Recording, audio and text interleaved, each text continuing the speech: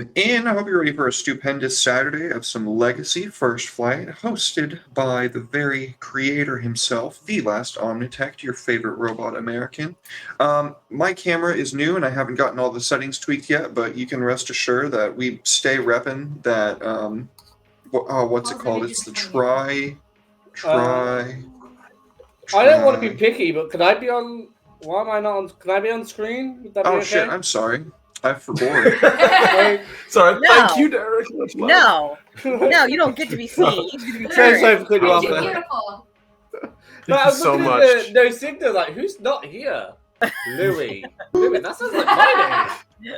I Wait a apologize. minute. You're Sorry, good, Derek. buddy. Thank you. Yeah. Omni, what's happening? Thank you so much, Derek. And hello, everyone. I'm the last Omnitech, again, your favorite robot American.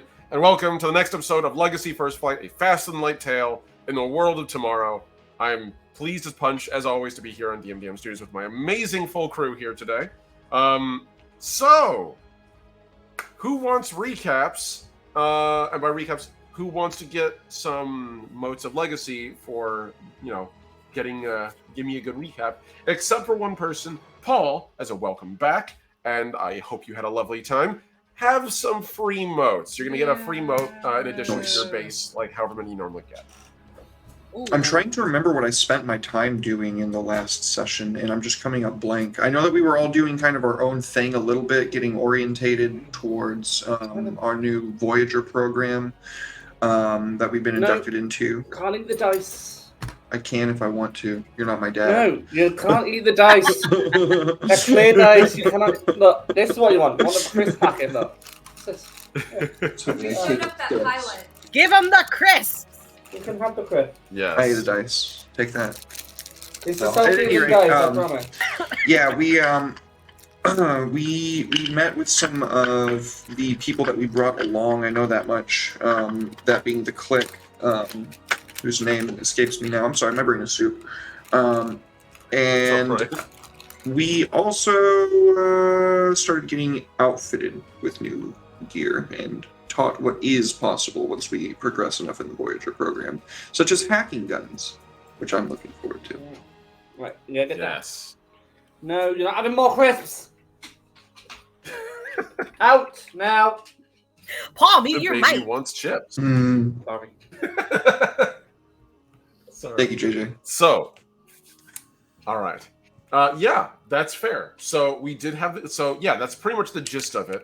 Orin rounded out what occurred with you guys and let you all know what was going on with the basics of the program. I do know that he basically left it in your care to handle this AI that you've all discovered, attached to this insanely powerful artifact known as the Stellar Forge, a ridiculously powerful world-shaping engine of creation, which happens to also fit in the palm of Bond's character's hand. Who else wants to give me any specific details on what has occurred? Because you got caught up and you started getting yourselves set up. You did meet a few characters and get a few things. Yeah, we upgraded our ship. Bad age now. Indeed. That's You right. did- That's what it You was. got a ship. Yeah. That's- Yep. Um, And you also had to start staffing and crewing her, I believe. Yes. Go ahead, Yes. JJ. I can fill that in for them if they'd like. So basically, we had our boy Kushitaka go and provoke the pilot, because we basically needed a captain, a pilot, an engineer, and a diplomat / negotiator to come with us. So out of those four, our boy Kushitaka went and was like, "Hey, you're a bitch, race me." And he was like, "Wow, okay, fuck you, I'm gonna race you." And then Kushitaka basically hit him with the Uno reverse, like, if you win or whatever, you're gonna come work on my ship. And he got mad played. So now that person's on our ship. I remember that now. Yes. Yep. And then Bond's character went to go talk to our engineer, because they could both do their little engineer on. I mean, he was very soft-spoken. Yes, very soft spoken, but pretty much agreed. So we got him taken care of, and then I reached out, or I should say, they reached out to me. The captain, Shiara, reached out to me and went ahead and joined our crew because the vessel that we are currently taking used to be she used to be the captain of that one back when it was in usage with whoever the previous people were, the previous crew. So now she's back for more. So we love that for her. And then the episode ended with pretty much me going out to meet with the last person, which was the diplomat named Haken.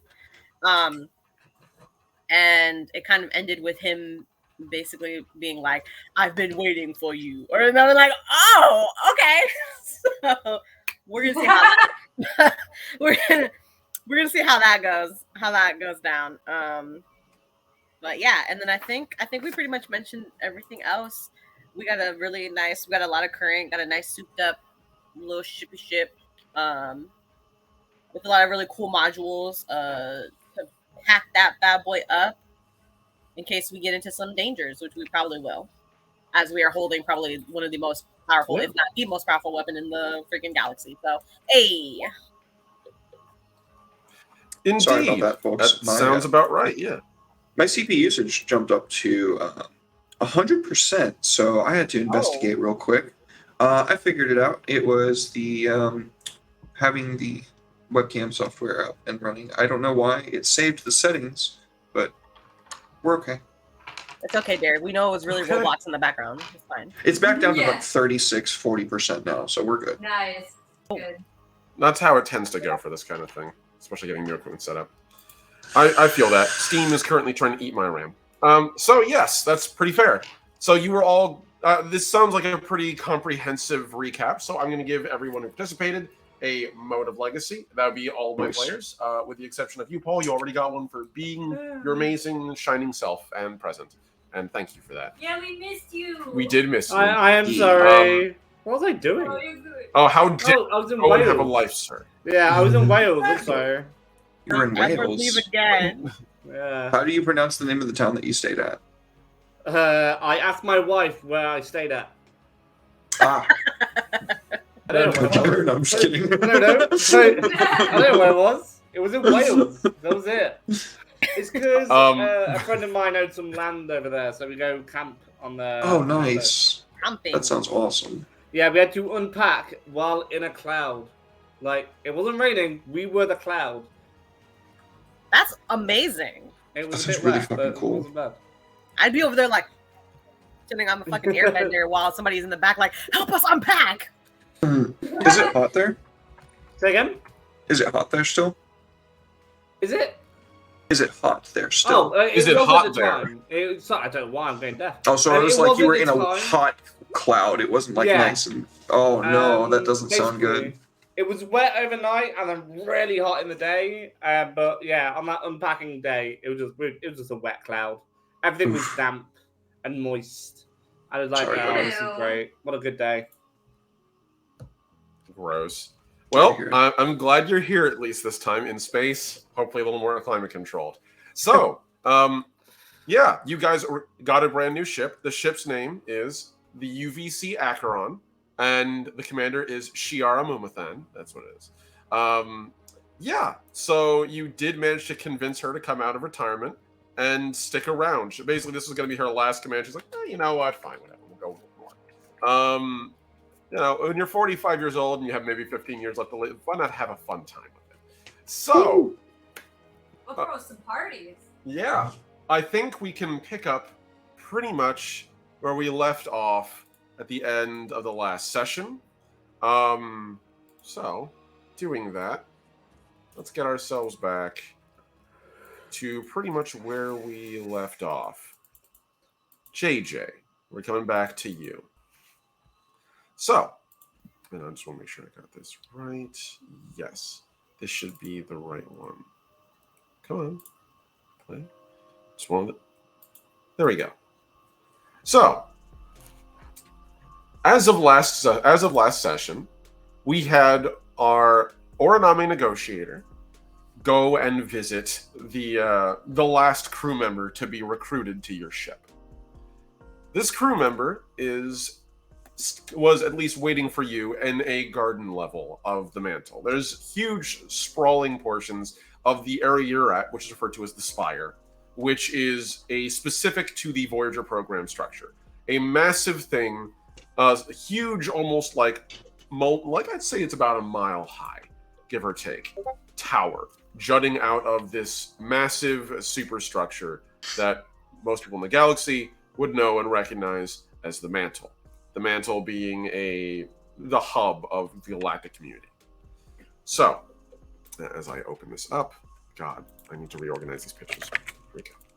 So,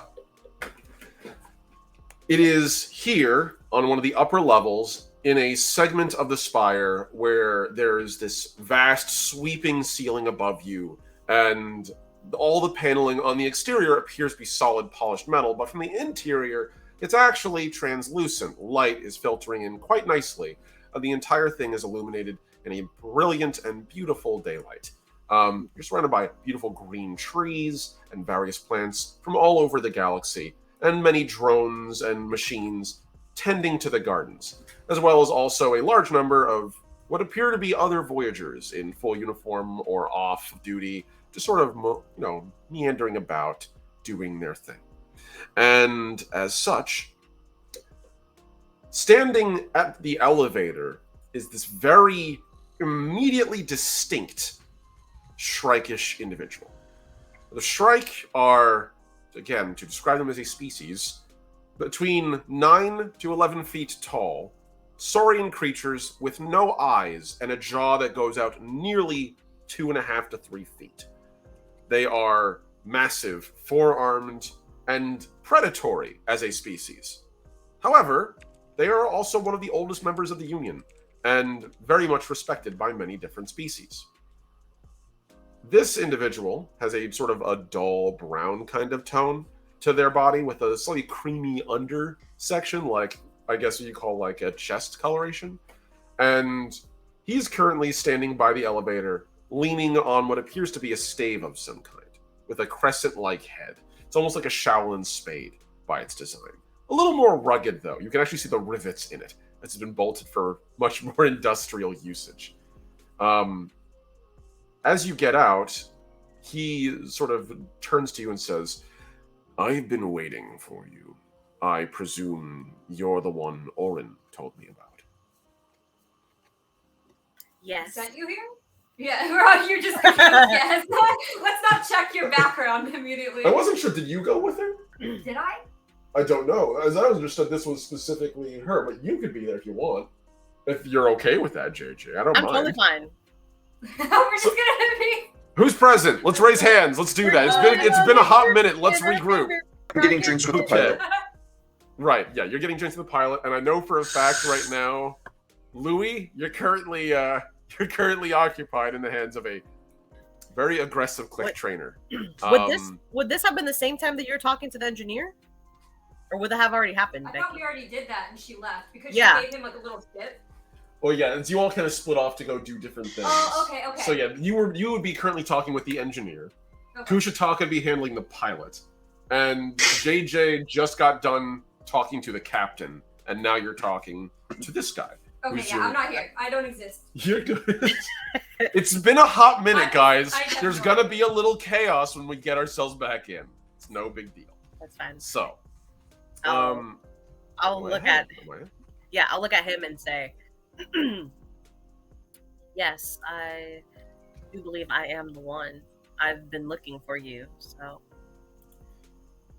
Well then, come. Let's have a seat and talk for a bit. And he, again, this particular Shrike, he's about middle height, about 10 feet. And he has a set of 4 horns that are all very swept back, slightly curved, but for the most part, like almost this crown going back. He also has a series of quills on his chin, almost like a goatee, and a lot of quills coming off the back of his head in this very long, almost, it's almost like a dreadlock, dreadlock, like arrangement going back. At the moment, he's currently wearing minimal clothing. Like he's wearing a wrap and pants and what almost looks sort of like a toga-esque sash across his chest, but not much else. Compared to like all the other folks meandering about in like full Atmos gear or like armor in some cases, or at very least jumpsuits. And he's wearing this very traditional-esque kind of uniform or costume. He sits down on a bench nearby, and you can hear the whole bench like under his weight because the guy's like probably pushing at least 800, 900 pounds. Weight gets crazy when you add on a couple of feet. And the bench is pretty nice. It's right next to a little fountain, and it's overlooking the curvature of the mantle going off into the distance, curving up around the sun. And he puts a little container on the chair, on the stool where you're sitting, or like the bench where you're sitting. And it's actually a Oriname food cell. Like these things are like little, it's almost like a Coke can that you would just sort of put inside of your throat and siphon all the liquid out and then pull it out. Mm-hmm. They're primarily used for you guys, but occasionally people use them to drink out of normally. And it looks like it's just like a generic sugary beverage that he's purchased for you. I wasn't sure if you'd be thirsty or hungry. I figured I would do something. So, you're new. Yes, and thank you for this. I just like the imagery of like this man just gave me like a Coke, and I'm so super happy. I'm just gonna immediately just put it in my little thing and just let it while I'm talking to him. Like, to anyone who's not Oriname, it'd be a little bit distressing to see the first time, but after a while you get used to seeing them sort of like slowly crushing a can inside their body.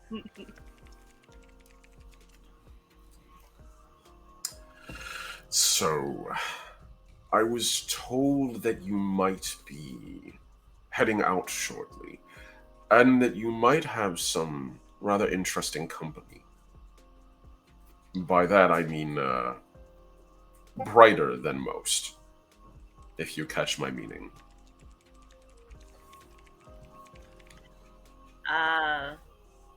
Yes, you are correct. It seems that Oron has filled you in quite nicely to our particular situation.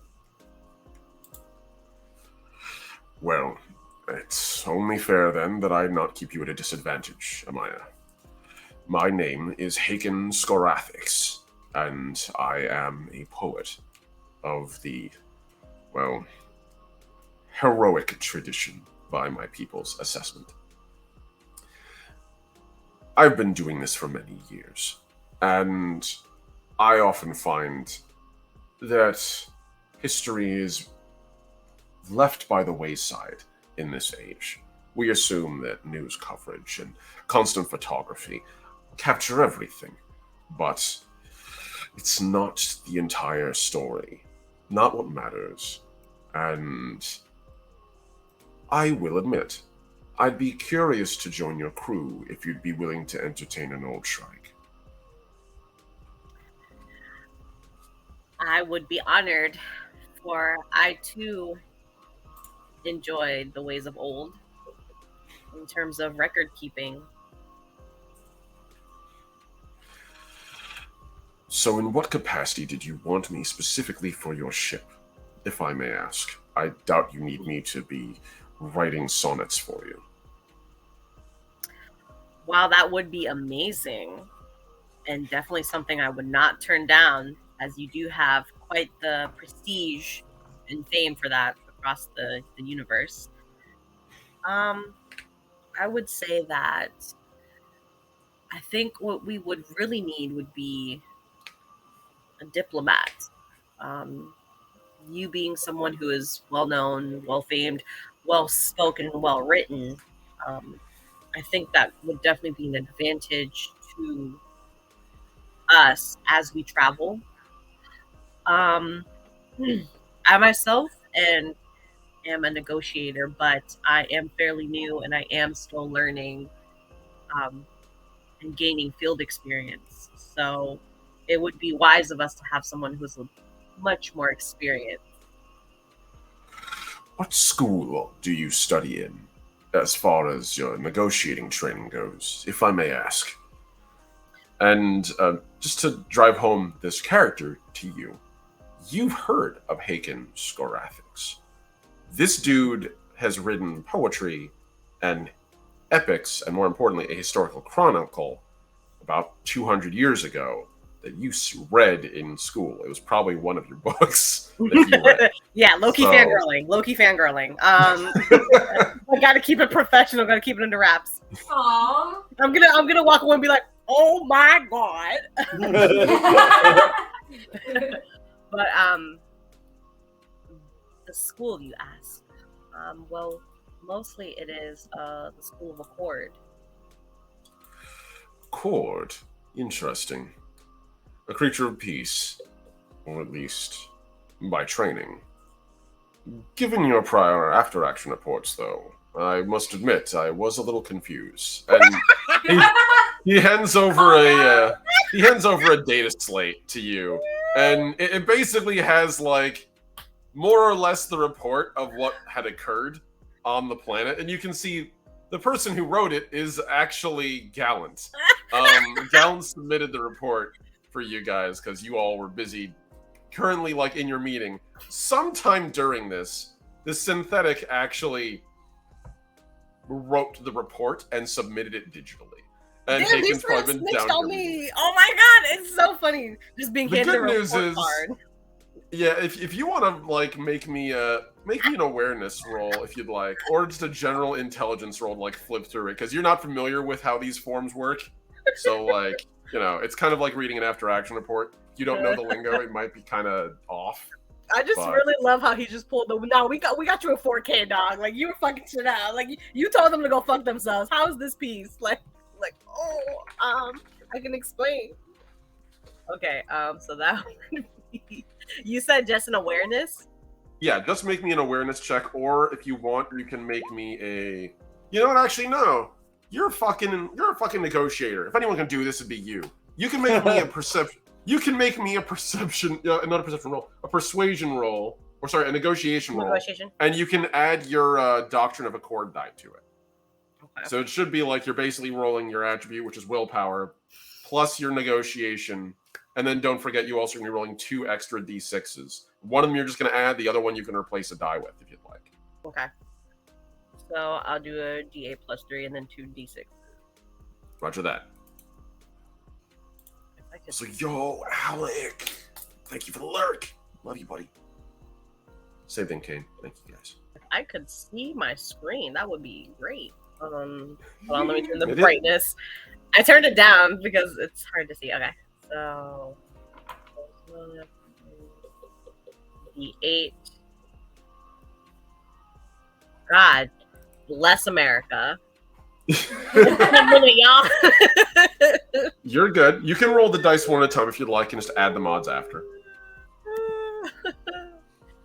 No, we're So gonna no, figure it's this out. It's fine. It's fine. We're gonna set Okay. this up for future. It's fine. Okay. So that's that. And then Okay. and the other D6. Okay, so that means your total roll here would be a 12. Yep. So, yeah, no. You've never read a file like this, but it's pretty derivative. Like, it's meant to be something that a new person at the office can pretty quickly figure out. It's not quite as jargon heavy as it could be, and on top of that, it doesn't hurt the fact that Gallant's brand new to this, so he's kind of using, like, pretty common shorthand. It's a pretty neutral assessment of everything that occurred. He doesn't put too much emphasis on any one person's failures or successes. He reports Right. them pretty, like, clinically. So, at very least, Gallant's not, like, intentionally trying to drag you guys, but Yeah. he does include the portion where there was a brief moment where you guys could have, in fact, probably ended the armed conflict, and your character basically told the guy to fuck himself To and go started fuck shooting himself. again. I'm gonna Um, say, I'm gonna look through this and be like in my head, I'm gonna be like, oh shit, oh shit, oh shit, oh shit. And then I'm gonna say to him, I've been trying to practice from other schools. And just say that like very embarrassingly as I like close the file and just like put it away somewhere. Like put it down on the bed. Doctrinal training is good for some things, but occasionally you need to improvise. I would have chosen a different method, but I wasn't there. And it would be unkind of me to presume. However, if you'd like more schooling in the Doctrine of Accord, I can help you with that. I also might have a little bit of investment in, say, perhaps if I can get this to show up. I might also be somewhat schooled in the Doctrine of Aggression. It comes from my people. Unfortunately, lairds don't often react properly to gentle overtures. Sometimes a position of power is required. There's nothing wrong with any method of negotiation so long as it is used ethically. That's the real trick, the ethics of it. I'm sure your professors gave you enough of that, though. Very well. If you need me as a liaison, I'm happy to oblige. I can probably scrounge up a few contacts across the galaxy as we need them. Is there anything you wanted to ask me before I let you go? I realize this was probably an unnecessary meeting. I could have just done this digitally, but I wanted to meet you.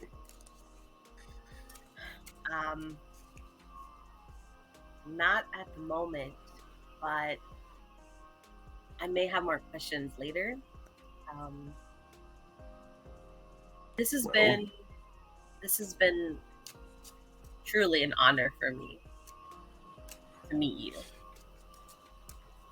He smiles, and as a Shrike, the smile is always a little terrifying from a Shrike, because it's partially like this giant beak curling upwards a little bit, this thing that's designed to spear through prey, and you can see razored teeth contained within, but also there's a warmth to it a little bit. You can feel this like deep pulsing in you as his echolocation also sort of smiles. And he stands up. The honor is mine. I'm grateful for you to allow me on your ship. I also figure I'll let you know, just so you're not worried about it. I intend to keep a chronicle of what you do. However, given the security and sensitive nature of what you're accomplishing, I'll make sure to release it after I have left your ship. Hopefully, several years down the line. That seems fair. He nods. Well, it was a pleasure to meet you, Amaya, student of Accord. I will see you again soon. And he begins to, he heads off. Oh my god! You can just see me walking away. You just see little bubbles just bubbling up everywhere because I'm like, this was cool. So I feel like this is a perfect moment for us to flip from where we were to someone we have not spent some time with in a hot minute. And I think we should. Louis, Yeah. my man, Hello. the lizard man with the plan. So, as of last session, Yeah. just so you're aware, you were sort of asked by Orin after he let you guys know, hey, by the way, your debts are all erased. Here's 20K. Go have some fun. Get yourselves equipped for your new career. And, oh yeah, also keep an eye on that AI because it's basically your job now. Good luck with that. Sweet. Cool. A very familiar friend, friend. He did call himself a friend last time. I think he would be meaningfully like, he'd honor that. A familiar face would drop by as Bill swings by the office and picks you up. Bill, Waiting in the hello. hallway. Hi there. It's not been very long, has it? It feels like ages since I saw you, Bill. How are you? Are you okay? You still running cover notes? Yes, I'm fine. We need to get you up to snuff. Right? Okay. Let's go. All right. So, and he begins to slither down the hallways, and you can see occasion, like, the odd individual, like various Voyagers and other like attendants walking by. The funny thing is, as you're walking, you get the feeling that the Voyager program is like entirely managed by Voyagers. There are like civilians and non-coms here, but for the most part, it seems like all the administrative and other functions are tended to by Voyager teams who are either in between missions or people who are just accepting a local contract. Yeah. And so the like literally everyone walking by is wearing like various uniforms. It's kind of weird. There's like a dude walking by with a clipboard wearing full power armor, like the full like hard suit. He's like almost 10 feet tall, clomping by, making the thing shake. But even then, he's just like holding a single like wooden clipboard with a tiny pen, just like noting inventory as he's going. So Bill turns to you, and his green eyes focus on you. So, I was doing my best to try to be nice last time we met. Now, we have a more important task. You see, your job now is, as a jockey, to not only be the man who's going to protect your fire team, but also, you, my friend, you have to carry them. I've been carrying my squad for ages, dude. I get that. You know, that's okay. You ever carry them down from orbit before? Oh, physically. Yes. Maybe. Yeah, I think I did it once. Yeah. Oh no, not down from orbit. I carried them physically once, not down from orbit. By the way, that guy with the suit, with the clipboard, is he like a manager? Is he like supervisor? Who is he? Is he okay? That can't be standard uniform. He looks back behind him. Oh, that guy? He sort of squints a little bit. I think his name is Rue. I think it's Rue. He's one of the other Fire Team Unicorn. He's a bit of an asshole. You don't want to Fire talk. Team Unicorn is a great name. Right? I'm kind of annoyed that they took it so early. No. But either way. Just on the other side, do we have a team name? That's a great question. Do you? Which, by the way, no, you all I don't was have a asking name above for your the table. fire I team. wasn't asking him. Above table? No, I don't think you guys decided on a fire team name yet. You're No. still just undecided on that. Hey, Bill, if we take Fire Team Unicorn, can they stop us? Have they trademarked it? He holds like two of his like his little like paddles up to his face. You want to ask him that? No, Because I'm he's asking right you there. that. No, you know what? He's busy. He's got a clipboard, got a pen. You probably He's have your busy. answer right there. Yeah, but maybe Fire Team Shooticorn. Yeah, on it. Well, you know what? We'll brainstorm later. Yeah, I'd recommend you workshop that a bit. He just I'll gives ask you like Becky. Becky's great with these sort of things. She's good at names. he just like pats you on the shoulder a little bit, like kind of like a one step at a time, buddy. So my next question is: have you ever piloted any aerospace craft? No, but I'm very excited. I take on new opportunities. This has been a great gap year so far. It's been a while. Well, you're about to learn. Oh, good. Good. I'm Who's glad teaching you're me? excited. Yeah, who's teaching me? Me. Uh, And his eyes like immediately drop to like half lidded in like this very deadly serious like, oh, I'm yeah, hi, I'm your drill instructor. So as he rolls along, now in addition to getting you guys an aerospace craft to land, which by the way, I'm just gonna give you a Galapagos. As I understand, Oren's got one hanging out down there. It's old, it's rusty, it's got no guns on it, but it'll get you from planet to planet without much worry, and without having to have your whole freighter go into atmosphere. Which, by the way, don't do that. It's a great way to ruin the paint job, and it'll damage so many of your bulkheads. Just go down by landing. So, that we can get you. As long as you don't mind it being a little worse for the wearer, it's fine.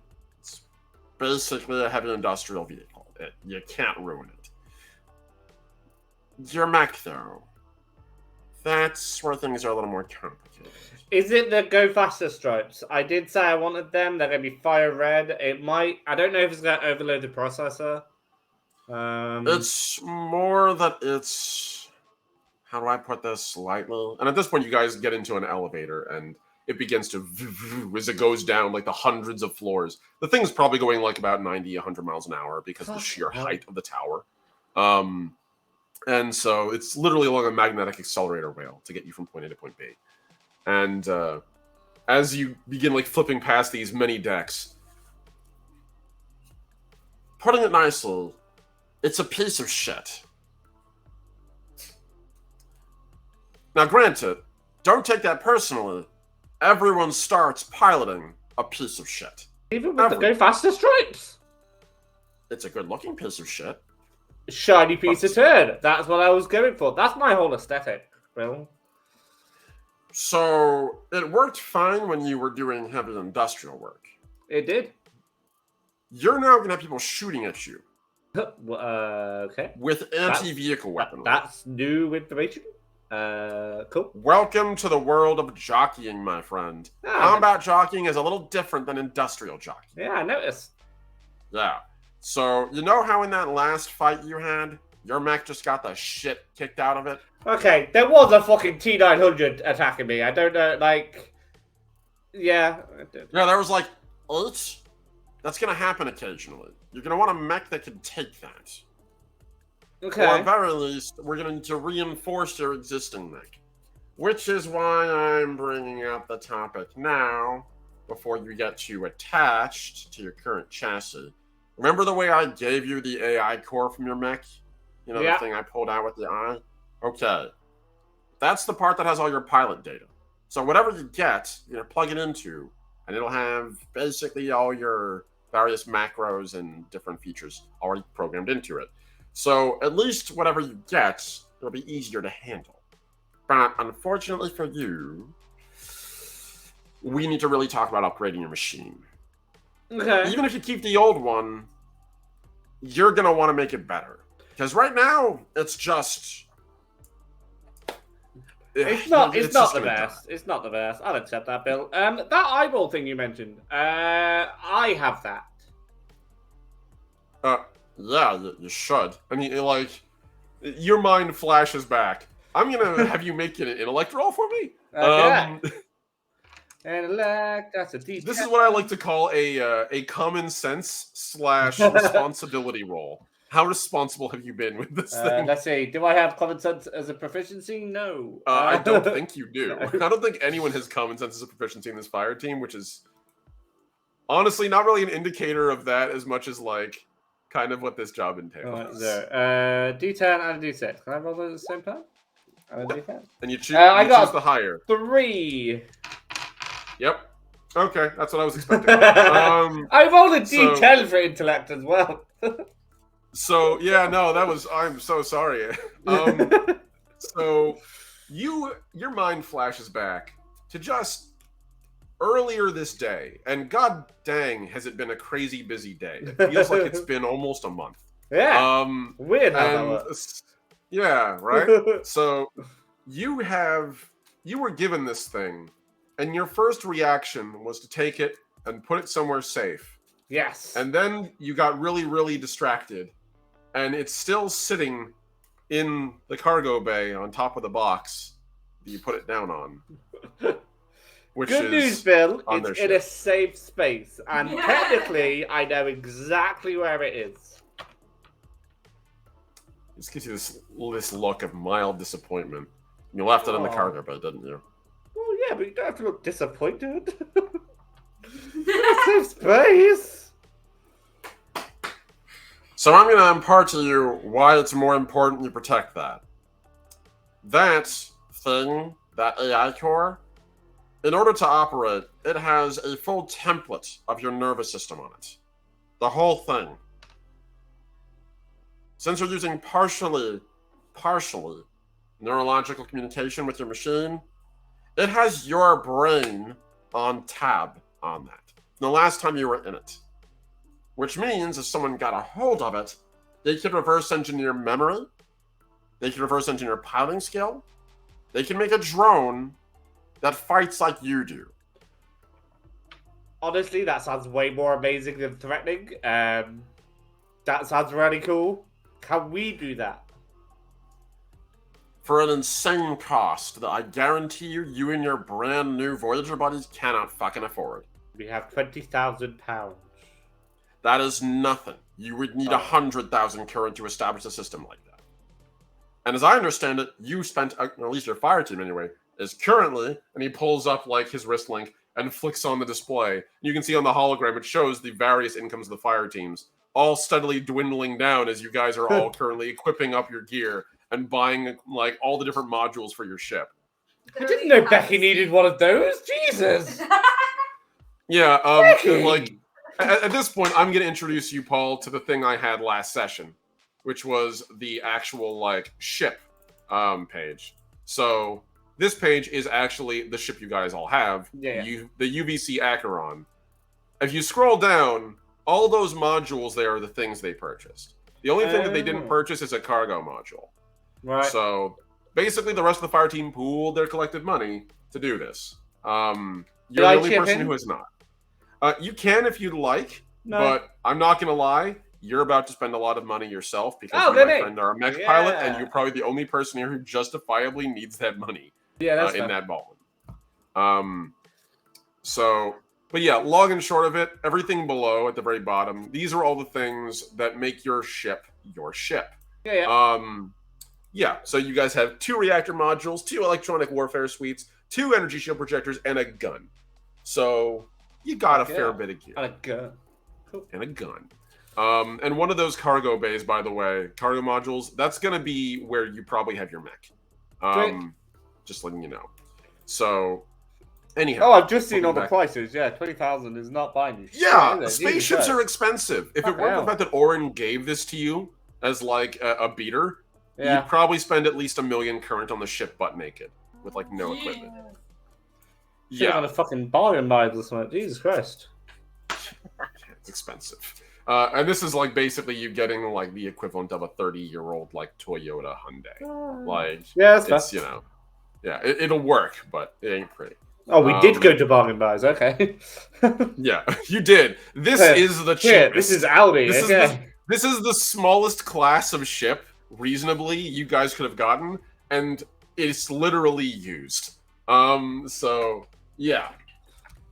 So let's talk turkey about what we're gonna get you. First off, are you really dedicated to that machine? No, I really really wanna shit. I'm more dedicated to the Go Faster stripes, if we're completely honest, Bill. So go faster then. Interesting. How fast do you want to go? I mean, how fast can the Go Faster stripes make it? The go faster stripes can make it go super fast. Super. But- That's bare minimum. Super fast. All right. I have a suggestion for you then, if Okay. you're open to it. I'm probably. And at this point, you're going to be hitting a lower section of one of the undercroft areas of the mantle, of this particular portion of it.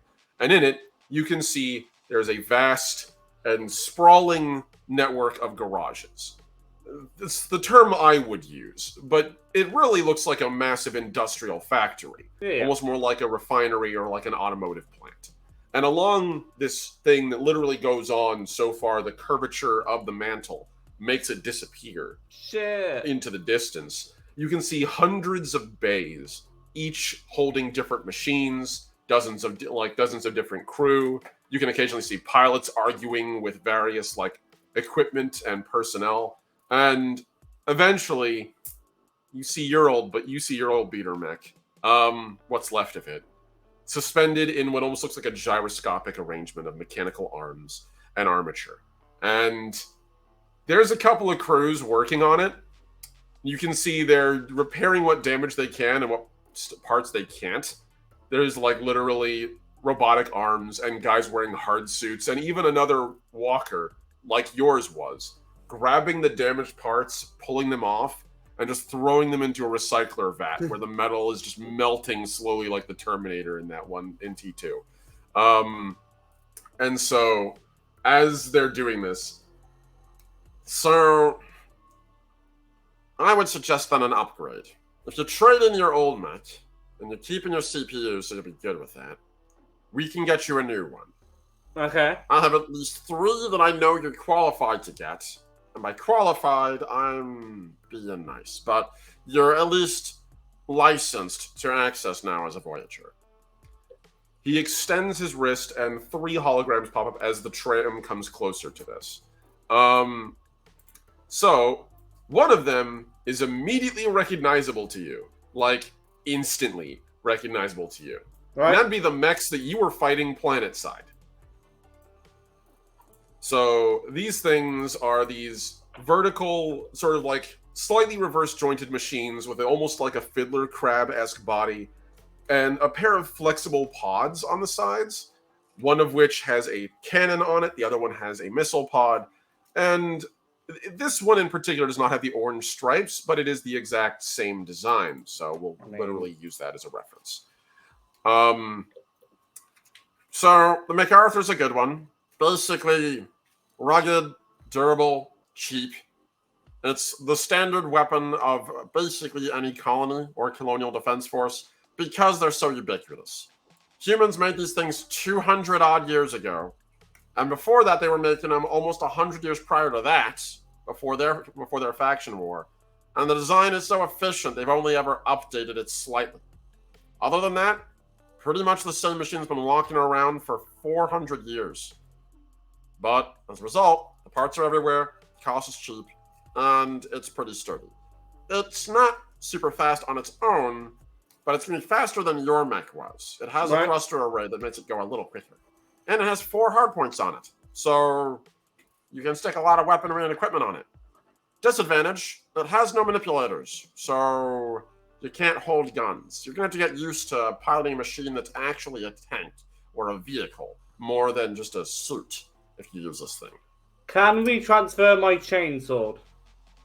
Most assuredly, yes. Any weapon systems you currently have on your old boy, we could easily pop on over. Or you could sell them if you want to upgrade. Your call. I'll keep my chainsword. Might get a better Alright. chainsword, but my only concern is if I can't hold a gun, can I hold my chainsword? Yeah, no, we can put an armature on this thing easily that'll do that. Yeah, these weapon systems are designed where you can have them mounted onto these hardpoints. It'll work fine. Okay. The next one he shows is a mech that you also recognize from the surface level. Again, the Amber Cross imagery is missing, but it is otherwise the same thing. It's a bulkier machine, for sure. Very aggressive, square, boxy. Its shoulders easily like this very broad and wide thing. And it should be, yeah, there we go. This very broad and wide shoulder arrangement. And its hands are very clunky. It has this one single glowing red optic. It really just looks sort of like your old mech, but if someone built it for combat instead. Right.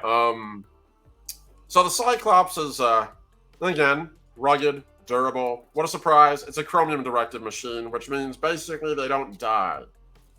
This one, on the other hand, is a little more high-octane. If the MacArthur is designed to be the rugged, reliable, everyone's got one, the Cyclops is the slightly more expensive, but you're paying for what you get model. A little more high performance. It's so faster than your old mech, that's for sure. And this one actually does have manipulators. It only has 2 hardpoints, though, so you're going to have to at least carry some of your weapons. That's not necessarily a bad thing. Be aware, if you don't have it mounted on your mech, someone can single it out and try to destroy it in your hands. Doesn't sound that bad until they hit the ammunition magazine. Yeah, that doesn't sound Then, yeah. good. Boom. So, pretty much. So, you got the Charger, if you're interested. It's a little less space to mount weapons on, but it has hands, so it's a little easier for you to pilot. And finally, you want it fast. This is the fastest thing I've got. And he pulls up a new design. And you actually would recognize this one very briefly as one of the constructs that greeted you in orbit from that synthetic ship that met you guys, that helped you guys get off world. So the Shade here, this thing is pure speed. It's swift, has no manipulators, it has only 3 hardpoints on the whole thing, and no manipulators whatsoever at all. Not even the small, like, attachable ones. you want to give this thing arms, you're going to have to upgrade the crap out of it. But it moves about in a maglev system and gravity assist, commonly called a float wing. And this thing basically glides and flies. It is alarmingly swift. And, well, if you want fast, this is fast. Also, nice benefit, as a float wing, gravity is sometimes food for you. As long as you're moving, you're not going to descend. The second you stop moving, you will descend safely to whatever height you land on. Given, well, I don't know, like the random planetary conditions and stuff, obviously notwithstanding. But on a normal world, you basically can drop this thing from orbit like everyone else. But unlike everyone else, you gently float down. Everyone else is going to hit the ground like a rock. So, there's some advantages here. So, there's the 3 big options right now, Hero. That, or we go with your old design and we soup it up a bit. So, Bill, right. I have a secret. We're friends, Bill, right? You said we're friends? We're friends? Buddies? Pals? Buddies? I think that's fair enough at this point.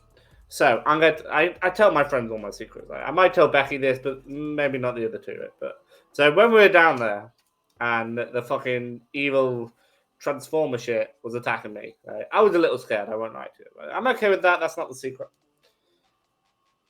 When we were down, I killed people. I've not killed people before, okay? That was new. And the secret, it's not a secret that I killed people. People saw that. Okay, they're going, no. Never done it before. Kind of horrifying. Kind of scary. Saw their life flash before my eyes. And the big secret is, it was really fucking cool. I really liked doing it. It was kind of like their life in my hands. Gave me a bit of a buzz. So, which one am I going to be able to kill the most things with? Also, what's the price? Because you haven't mentioned price. That's very salesman-y of you, Bill. I don't know how I feel about that. I've applied for jobs where they don't mention my pay, and it's suspicious. Like, oh, it's competitive. Like, no, I need numbers.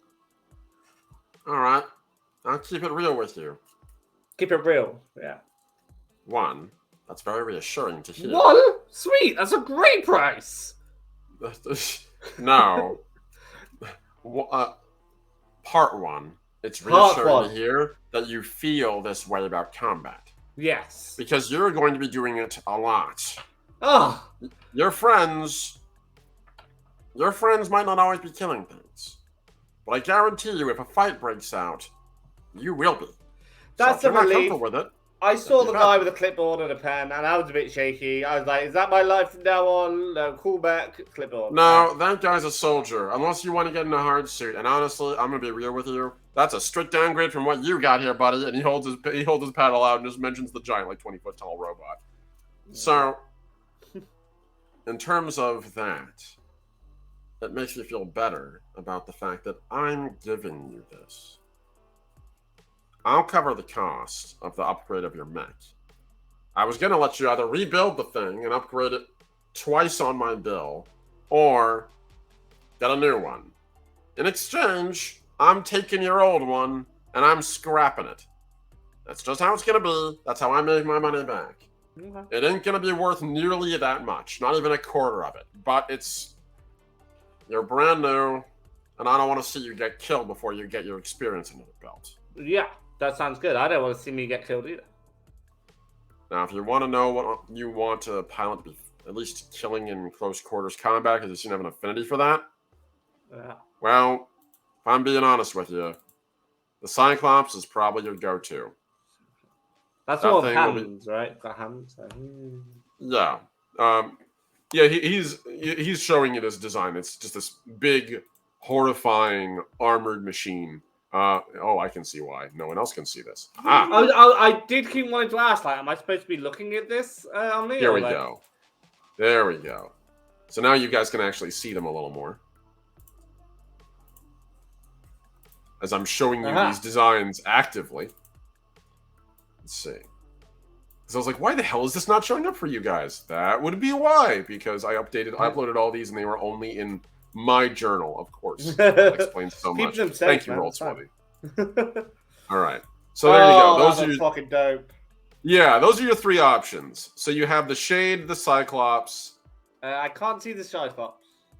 It should be the one in the middle. I got the MacArthur MB Strong Construct, the Shaded Interceptor, which looks fucking amazing. I'm slightly aroused by. Thank you. It might be hidden by one of the other ones if you want to move around. Like, it might be there. Hello. It might be buried. Just knock on the screen. I literally just shared it, so it should be good. Can anybody else see it? Oh, hold on. Yeah, there we go. It's because it can be edited by all players. Here we go. How's that now? Can you see that Aha! now? I can see the Cyclops. There we go. Thank you. So sorry. So, in terms of close quarters, Cyclops. In terms of speed, Shade. In terms of cost effectiveness, MacArthur. They're all going to do good. And eventually, I mean, if you really like piloting these things, you can eventually commission your own design. Cool. But one step at a time. So, your options. Fast, rugged, cheap. I'm going to go for the Shade Interceptor purely based on aesthetics. All right. That looks that as an art, Omni, you've done such a good job with all three, of course. But that one tickled my groin a little bit. I'm like, yeah. So Thank you, I well done. appreciate it. Yeah, that I might print that and take it to the bedroom. Fair. All right. So as you reach over and double click on the icon of the Shade, you can see that your old mech begins to be swiftly disassembled by these various arms, literally pulling it apart Yeah. until like, the inverse of watching a car being manufactured. And from down the line in the distance, you see a metal arm unhook, and a new gray, like a slate gray shade rolls down the rack Yeah, that's towards you fine. guys. We've been going for about an hour. You guys good for a break? Sure, let's go. All right. Nice. Woo.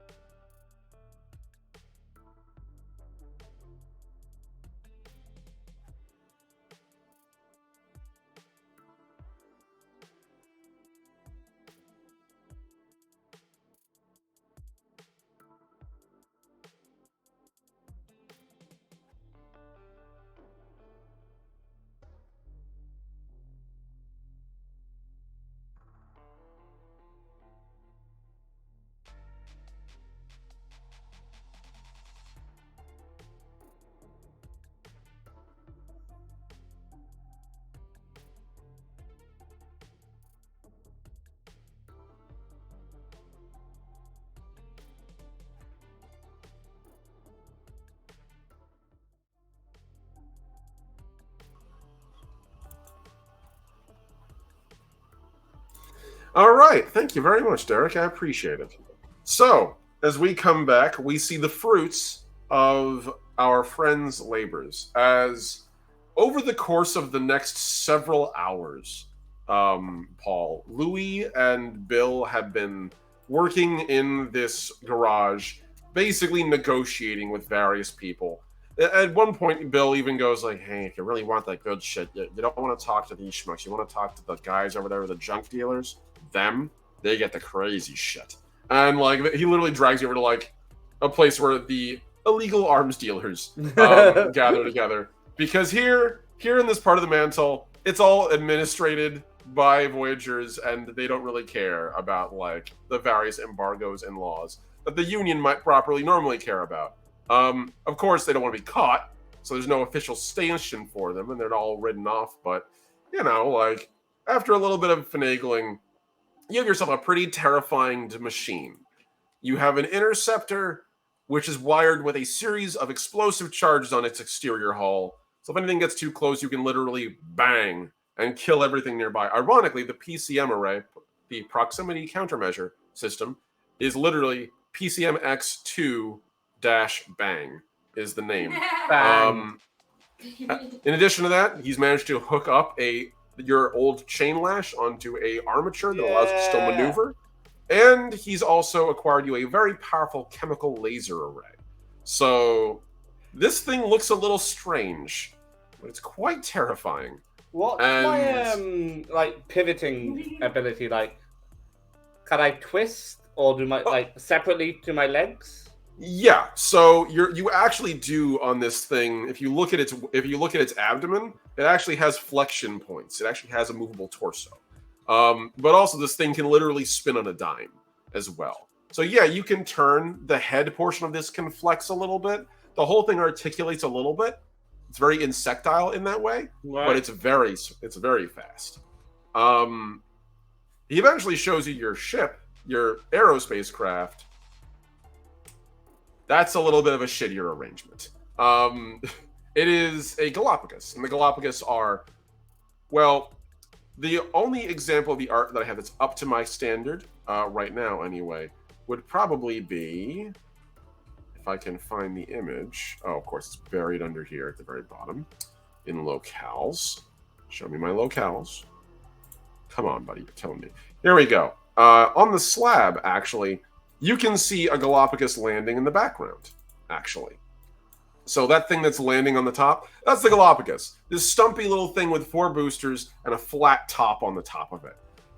It's big enough and sturdy enough to carry your entire fire team and your ship, and I should say, and your construct if you want to land on it. But in terms of weaponry and equipment, he has given you 1 Vulcan cannon, and that is it. You have a machine gun, basically, on it. And, as he put it, that's going to be your job to fix up. I fixed up your mech, your bread and butter. This is your side project. You're going to learn how to fly it, and I'm going to be drilling you in the next 6 hours on how to use it. Yeah, I didn't know we were that friendly. Thank you. Oh, I mean... We're not going to be that friendly when I'm done with you. Oh, okay. Yeah. So, as he puts his hand on your shoulder and walks you towards the simulators with a wicked little grin on his mandibles, we're going to flip from that scene to a couple of hours later. And that's going to be, what are you all doing with your downtime? Now that you've gotten all your business out of the way, you can basically do whatever you'd like for the rest of the day. Orin does let you know you will have a briefing tomorrow morning before you head out to let you know what contract you're going to be taking and where you're going to be going.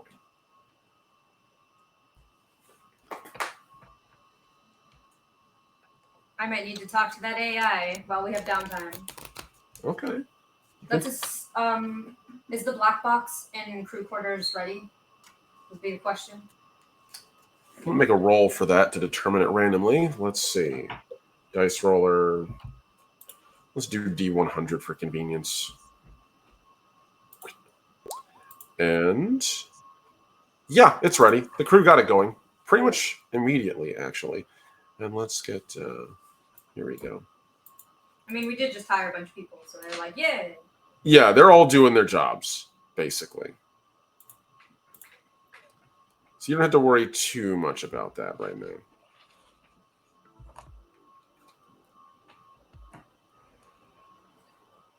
Here we go. That's what I wanted. I wanted this one. Why are you like this? Okay, here we go.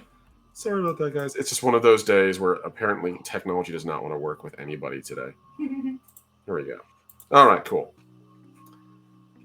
All right. So, yeah, they managed to get the black box installed on your ship. They've taken one of the cargo containers on your ship, and they have turned about. Oh, I thought we were going to do that to my crew quarters because it would be cut in half. That's fair. I guess they could do it there. Yeah, they could do it there. It's going to severely impair your living quarters. Okay, if you're fine. That's fair. You'll have like enough room for like a bunk bed, basically. Yeah, all right, cool. So yes, they will have installed that if you'd like. So Becky, you have your black box. You're going to try to talk to the AI if you'd like. What's everyone else doing?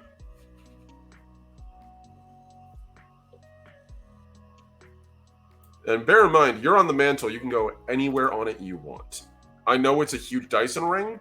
They have pretty much really robust public transit, including fixed space-fold corridors between different parts of the mantle for civilians on foot.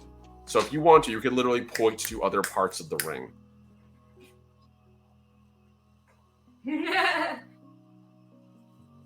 Okay. Probably one of the upper decks of the spire, I'd figure then. Like one of the open air sections where it's just sort of like, it's not quite kissing space, but you're getting to like higher altitude. Okay, that's fair. So Kushataka is off drinking and vibing at a high altitude. Amaya, what are you up to? So is this?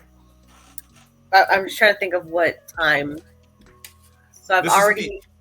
This is the end of the day, basically. Okay, the end of the day. Okay, I feel like I've got a lot done, so I think I'm going to go with Kushataka to go have a drink. Okay, cool. So Amaya and Kushataka vibing at a very nice like upper tier area. I'm going to say that Louis eventually make me an endurance roll. I want an endurance check from you. No other mods. You know what? I'll let you add your piloting. I'll let you add your.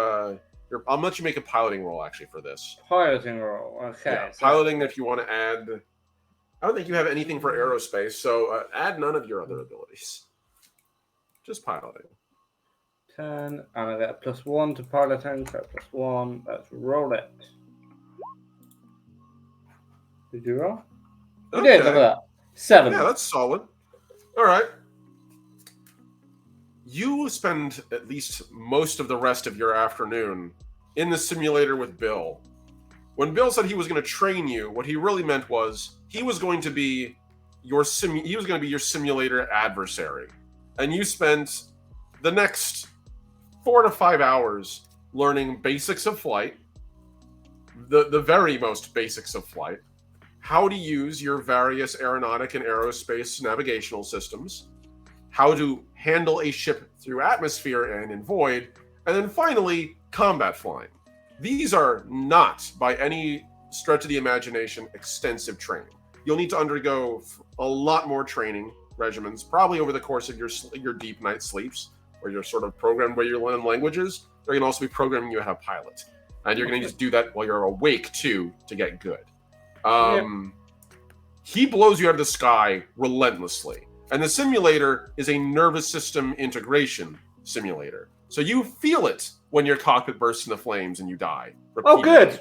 Over the course of the day. But by the end of it, Bill sends you away, more or less with his seal of approval that at very least you can land on a planet without getting everyone killed. He doesn't say you're a good combat pilot yet, but at very least you'll be a decent enough shot. Fuck you, Bill. Yeah. You did good, but I'm just gonna roll so you know what Bill is working with here. Yeah. Just so you're aware. That. Okay. He rolled a 25. Oof. So versus 7. So now you know why. Bill good at his job. So you get out, and I'm going to say you're not so tired that you can't do anything. It's up to you to decide if you want to or what you want to do. It's like 6 p.m. by the time you get out of the simulator. I'm gonna say that the feeling of basically dying a bunch of times is gonna really lower his mood, and the overall attitude towards life. Because so far he's gone relatively danger free, so now he might just be a bit grumpier. But he's definitely going for a fucking drink with Kushataka, and he's going for the strongest drink. He's not going to talk to anyone. He's going to go for the strongest drink, and he's not going to handle it well, or know what it is, or like it. All right. So if that's the case, then we'll start with the drinking buddies, and then Yes, we'll go please. to you. Okay. I want to watch you all get drunk. Okay. Yeah. So towards the very top of the spire, there's a number of open air pavilions and clubs where you can hang out. And as evening falls, you actually can sort of see that the only reason there's evening is towards the sun.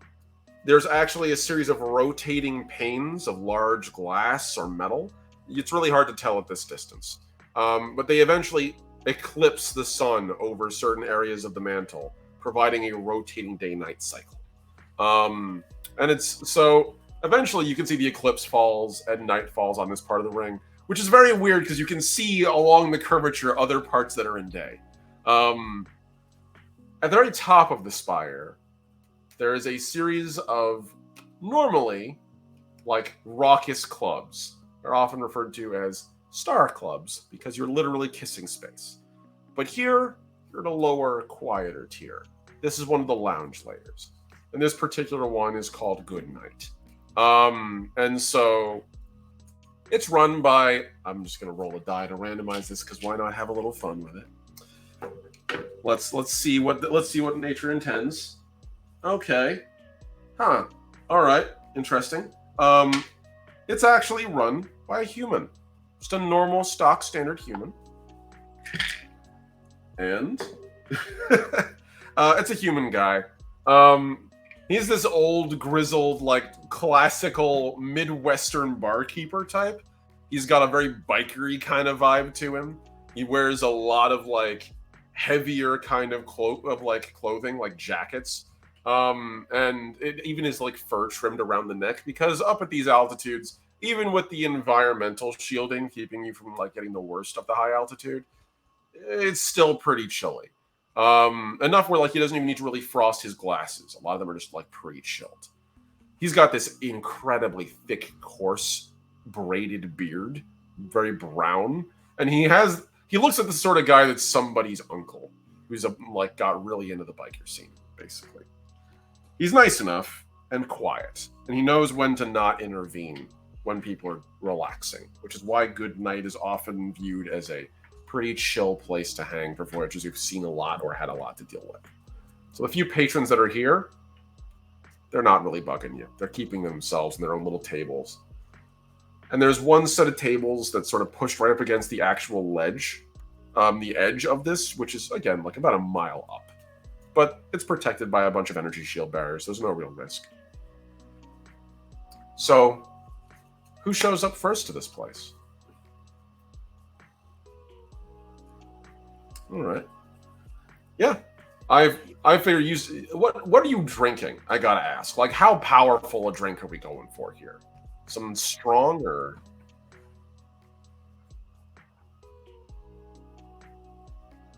Okay. Nice. Something positive then. All right. Yeah, it's fair. Yeah, it's a transition. It's transition. It's good and bad. You finally got to approve a settlement. You did. And it didn't even die afterwards. Well done. Yeah. Yeah, the bartender hooks you up with like a good draft drink. It has like a slight fruit tinge to it, but it's a relatively like more traditional beer. But it's nice, it's pleasant. He gestures to the table on the far edge and basically says, like, let me know if you need anything. Bar's open, day and night. If I'm not here, one of my kids will manage it. And other than that, he sort of leaves you be. And he waves away any efforts at payment, by the way. Like, he just sort of lets you, he just gives you the drink and just goes, The first one's free.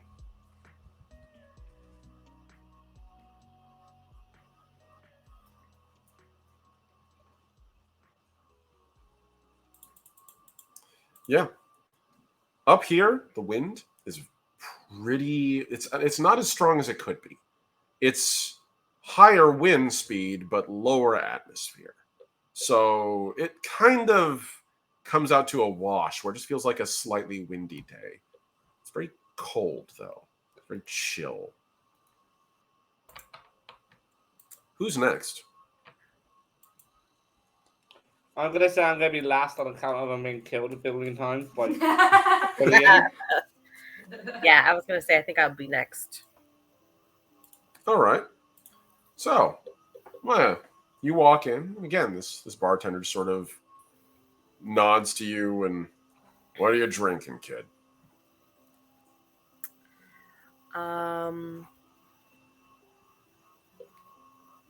Just make me your best drink.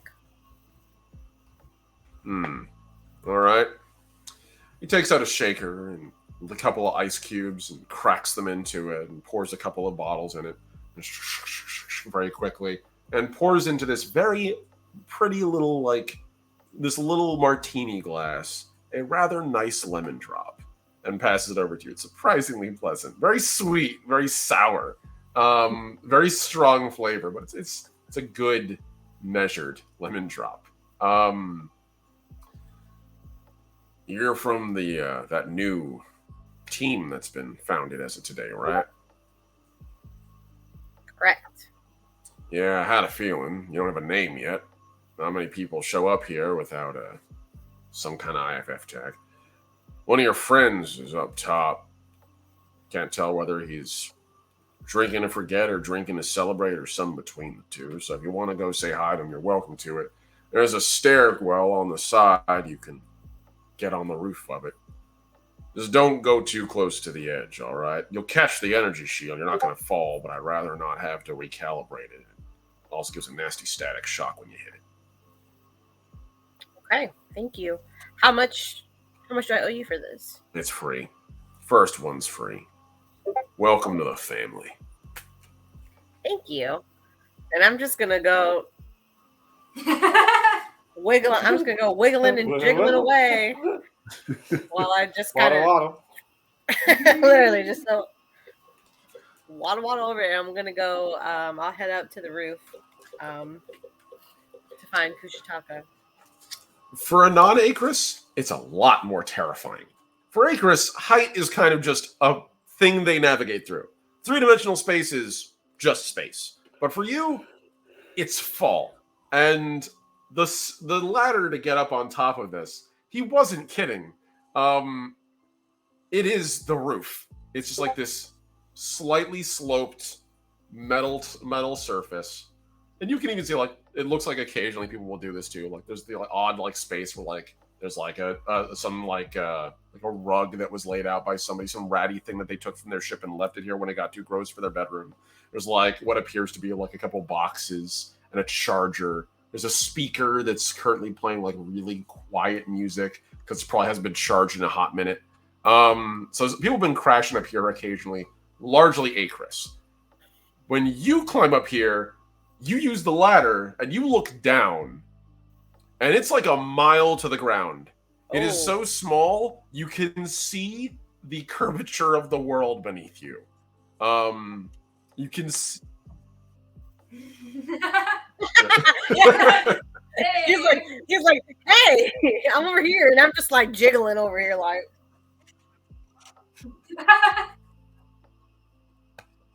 Yeah. Yeah, Kushitaka, you can almost feel the dance of the static of the edge of the protection field. It's not enough to hurt, but it's a soft tingle of yeah, no, even if they fall, you're fine. You'll hit this and you'll just roll off onto the floor below. You'll fall all of 6 feet, and it'll be very annoying. Actually, no, 10 feet, but it'd still be fine. Plus, you're all wearing Atmos gear of varying kinds, and I'm pretty sure every one of you has armor that has airbags in it, so you'd be fine. I mean, a question about Oraname physics, Yeah? biology. Could they stick to the lava? Oh no. Okay. No, this is a repulsive field. Yeah. Okay, I was like, that would be cool. Some Orname have the ability to use suction to climb. Sure, it's like other species use traction to climb, but it doesn't give them superpowers. They're not Spider-Man. No. Not yet. I haven't made. Not I haven't. yet. I haven't made a buff for that yet. We might That- if you get a fan demand. That was one of the questions I asked when Louis had his mech when he was like carrying us out of the Yes. thing. I was like, can I just stick to them? Like, do I have to hold on? And just like, Yeah, you're not No. actually glue.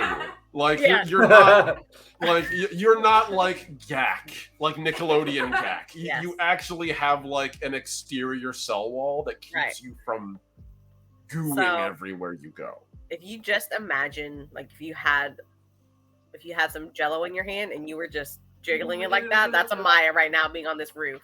Like, it's like, hey, like, how are you? You okay? I am in distress. But I'm toughing it out for my friend. You can just see a little bit of the lemon drop kind of like spilling out the side. Just like, you know, are you good? Yeah, as you like do like that, like a little bit of the wind shear hits it, and if you've ever seen YouTube videos of dudes in the Arctic with a drink, where like they hold and just immediately like starts flying out, you just adjust it and it immediately corrects again against the wind shear. You lost like maybe a quarter of your lemon drop to that like 1 second. Oh. Oh, for sure. I'm kind of like tilting too. Like, hey, you okay? It's a mess. Are you just up here relaxing? Are you? I'm a little concerned. Nice. So we're celebrating. I probably lost like an eighth of my drink. You're down to about like 3/5 of your drink, but you know, probably for the best to not get too smashed on the roof of a building. Yeah. In the distance, you can see like the last of the sun completely fade away, and you can actually watch as like the encroachment of night goes past where you are and slowly is inching its way up the distance.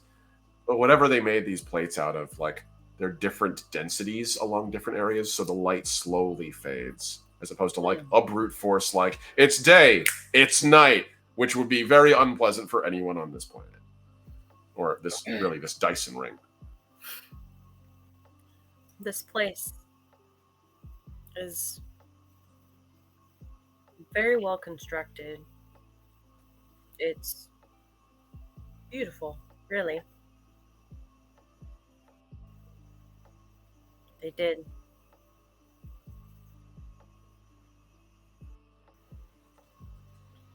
Oh, that's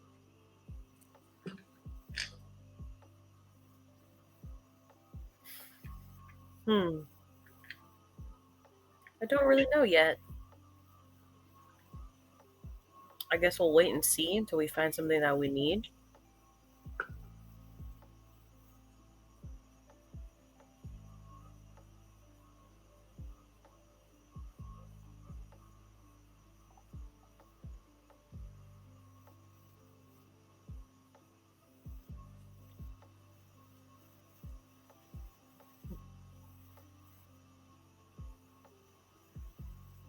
That's true. But I think once we I mean, I agree. I think we should use it for good. I think we should use it for people who are perhaps in need of a little bit of goodness in their life. I think we won't really discover that though until we start, I guess, traveling around. But I'm down to do some good.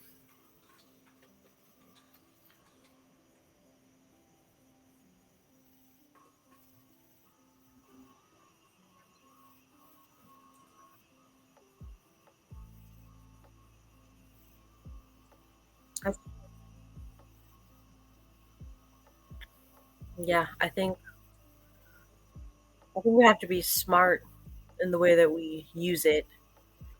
Of course, we can't use it, but you understand my meaning.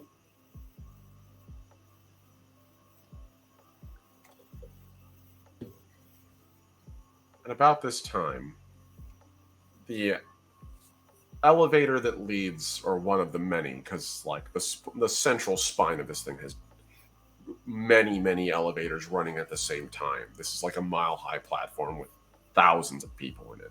You wouldn't have just like one.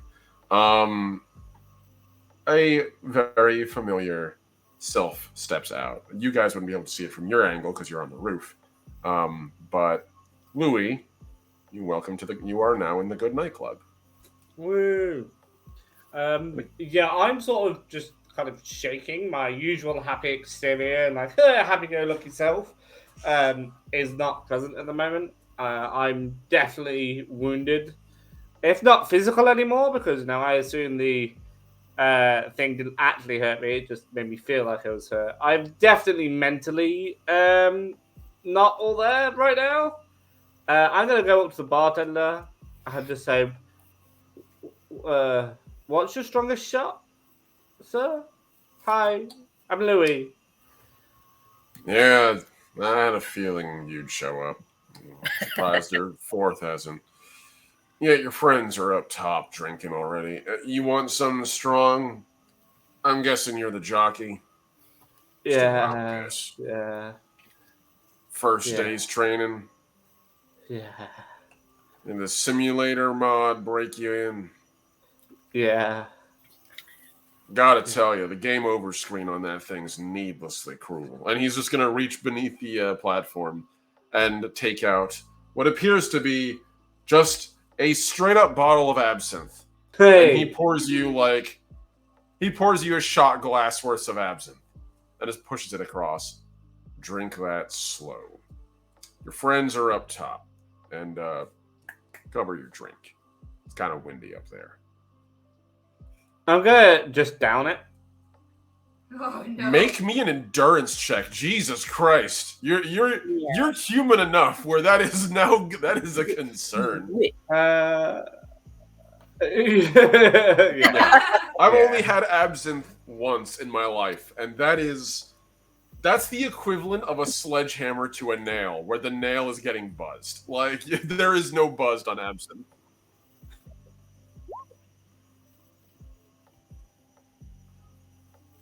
Yeah.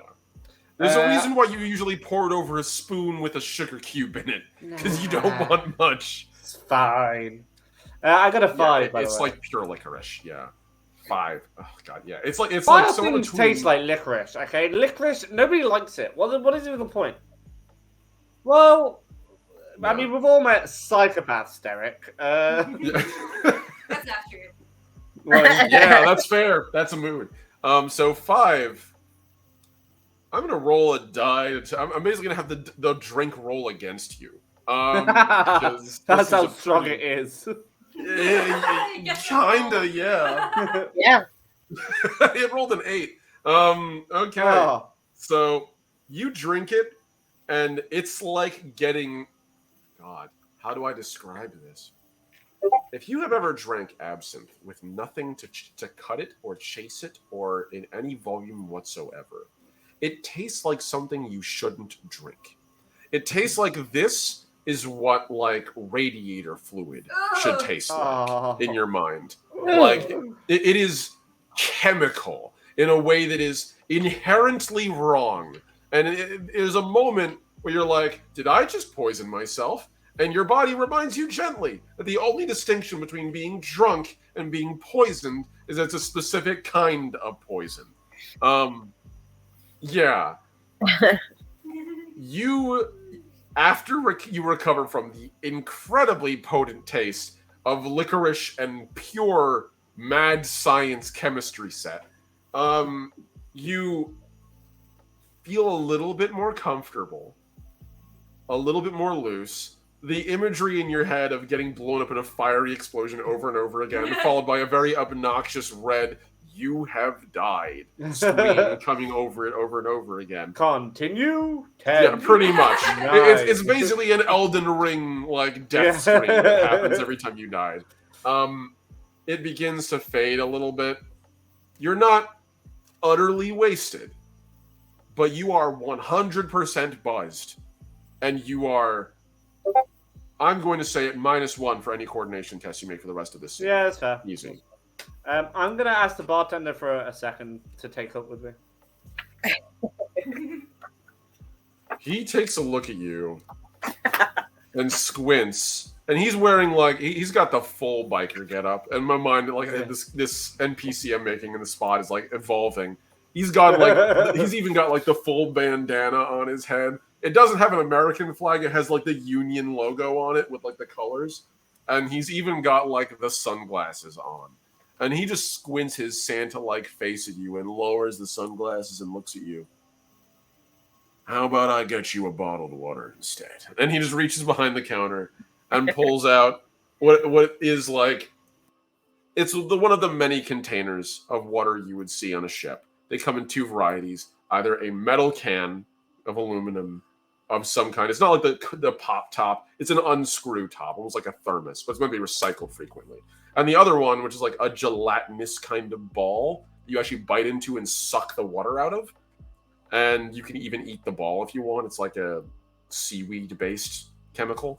But he gives you like a can of the stuff. Drink it slowly and rehydrate. That was a powerful shot. If you're still conscious in 15 minutes, I might be willing to give you a light beer. That was still only the second most pain I felt today, but thanks for the aluminium can. I appreciate that. And I take it with me. And I go up the ladder.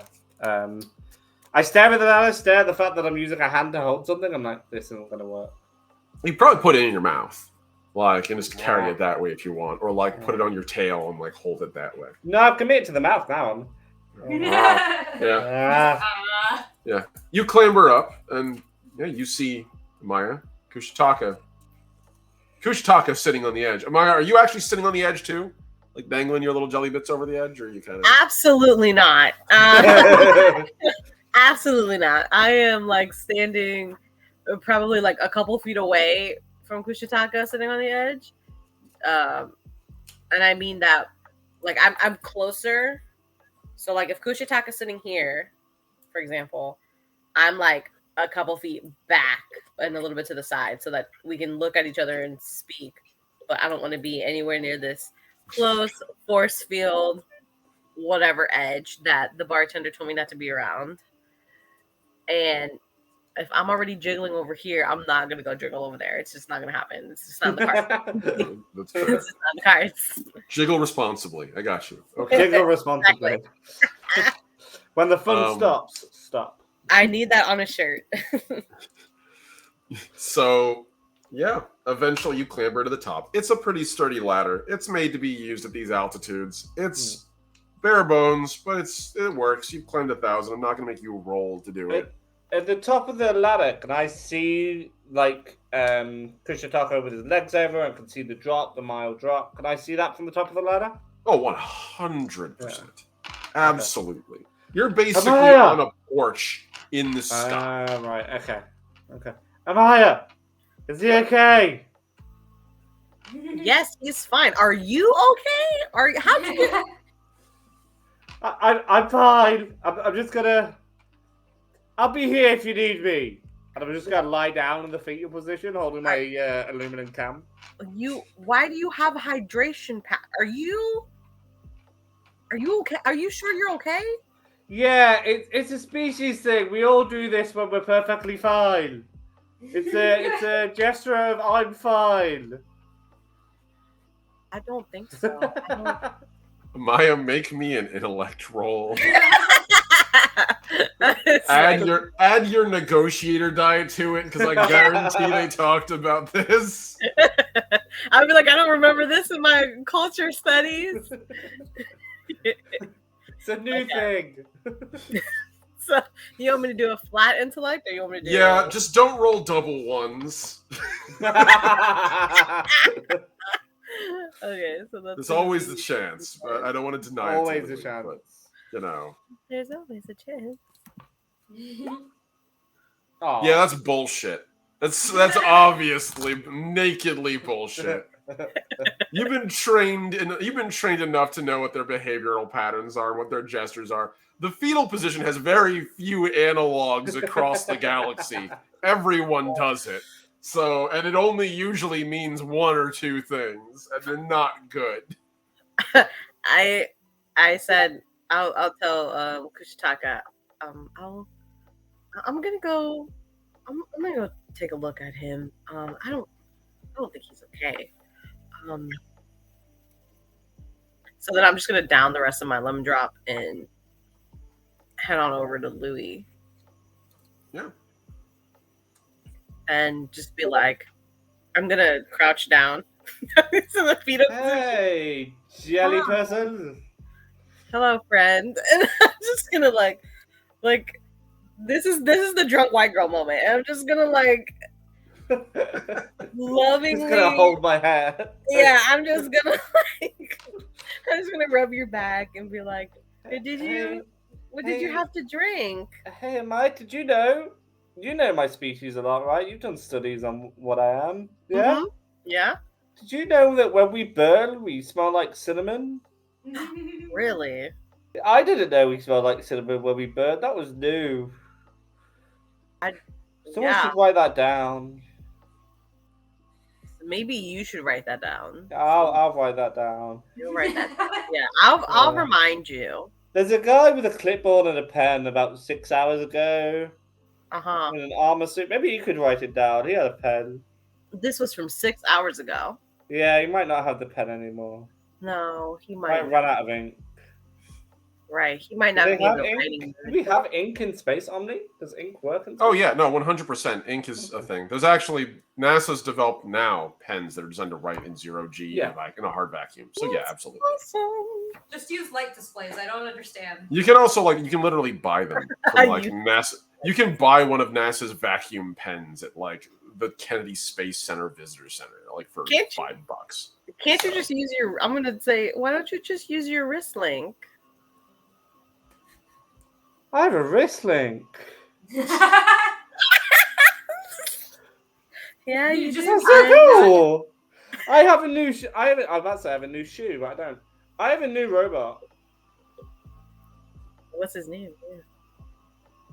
Meki. I called him Meki. That sounds It's there. very close And I to put Becky. up a hologram of Meki. It does sound like Becky. Yes, it does. Shit, we're gonna have to change one of them. Well, I guess we're gonna have to change yours. I don't think Becky can really. But I like Louis Vuitton. You can keep Louis Vuitton. I mean your mech name. We're gonna have to change Meki. Oh yeah. Yeah. In the distance, you guys can see a thundercloud forming over one of the nearby areas. You should hear a in the distance as it reaches out to you guys. Like you're actually high enough where you are in weather. Like if a cloud came by, it would be on you. You would be in cloud. You're not in cloud right now, but you can like see the cloud from this like actually at eye level for you guys, which is kind of nuts. You could call it like Kusha Tabaka. That's new. That doesn't ring a bell for you? No. No? No. It doesn't. Maybe it rhymes with something. Honestly, everything is ringing a bell right now. There's a small chance my head is ringing. I had like 3 friends last time I checked. I had like 5 names, I bet. Becky. Meki. That's Yeah. No one's been called. That doesn't count. Fuck. It doesn't. What it would. Amaya, that's that one. Have you met? Okay. And there's you. Yeah. What's his? Oh. I'm gonna try and sneak up my wrist link to see if it'll come up there. I'll just be like trying to mouth it to you. The pettiness level. What's my name? Your name is No Access.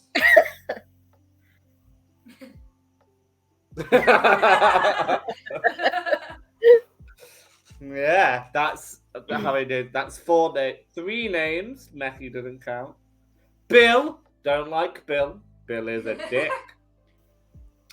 And might be a psychopath. Is that why we're finding you now in this state? Because of Bill? Small chance that absinthe didn't help. You took absinthe. Shh. Don't tell No Access. Shh.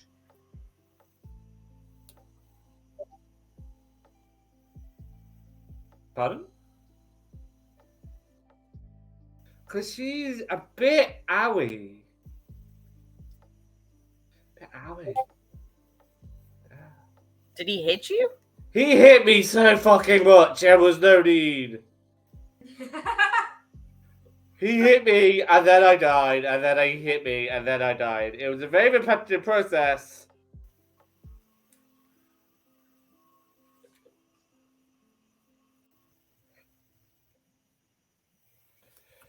It works so well.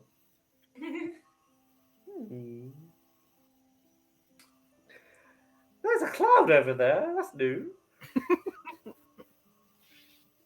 Yeah, Yeah. Kushataka, you recognize this. This is first day trainee for a lot of like Aquarists who go into the service, and they're like, "Yeah, I want to be a pilot," and they get in the simulator, and they just get fucking wrecked for hours on hours by. For the Acris, when you're trained as a squire to what is referred to as a Sky Knight. And Sky Knights treat their squires often with varying levels of respect. And the more aggressive, belligerent ones will literally treat training as, join me in the simulator while I use you like a punching bag in space, over and over and over. And that can be really demoralizing. You probably went through that briefly.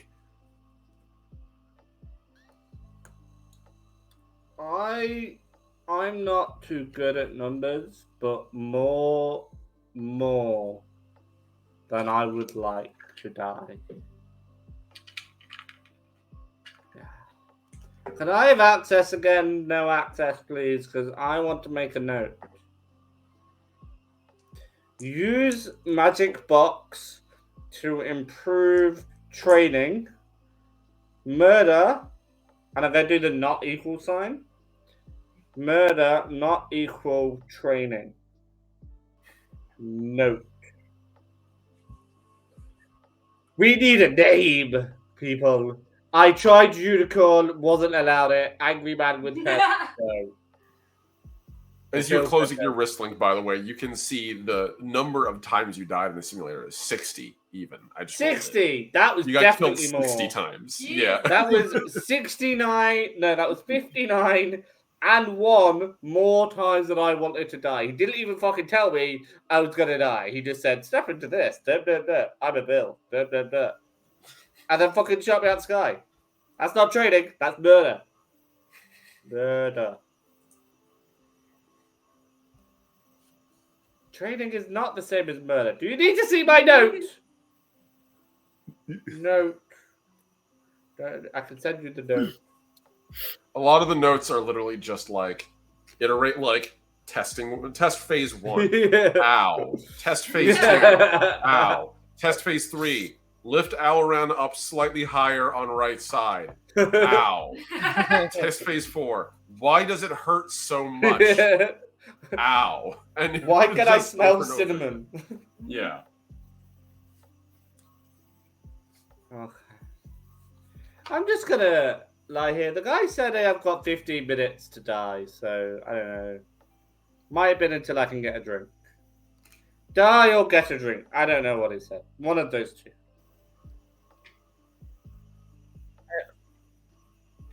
You know what? I didn't think I'd be happy if I died either, but 60 fucking times later, I was right.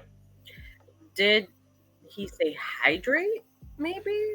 Hydrate, not dihydrate. Die. Hi, Die.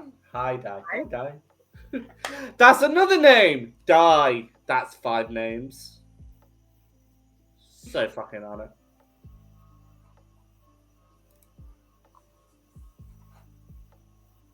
I don't think.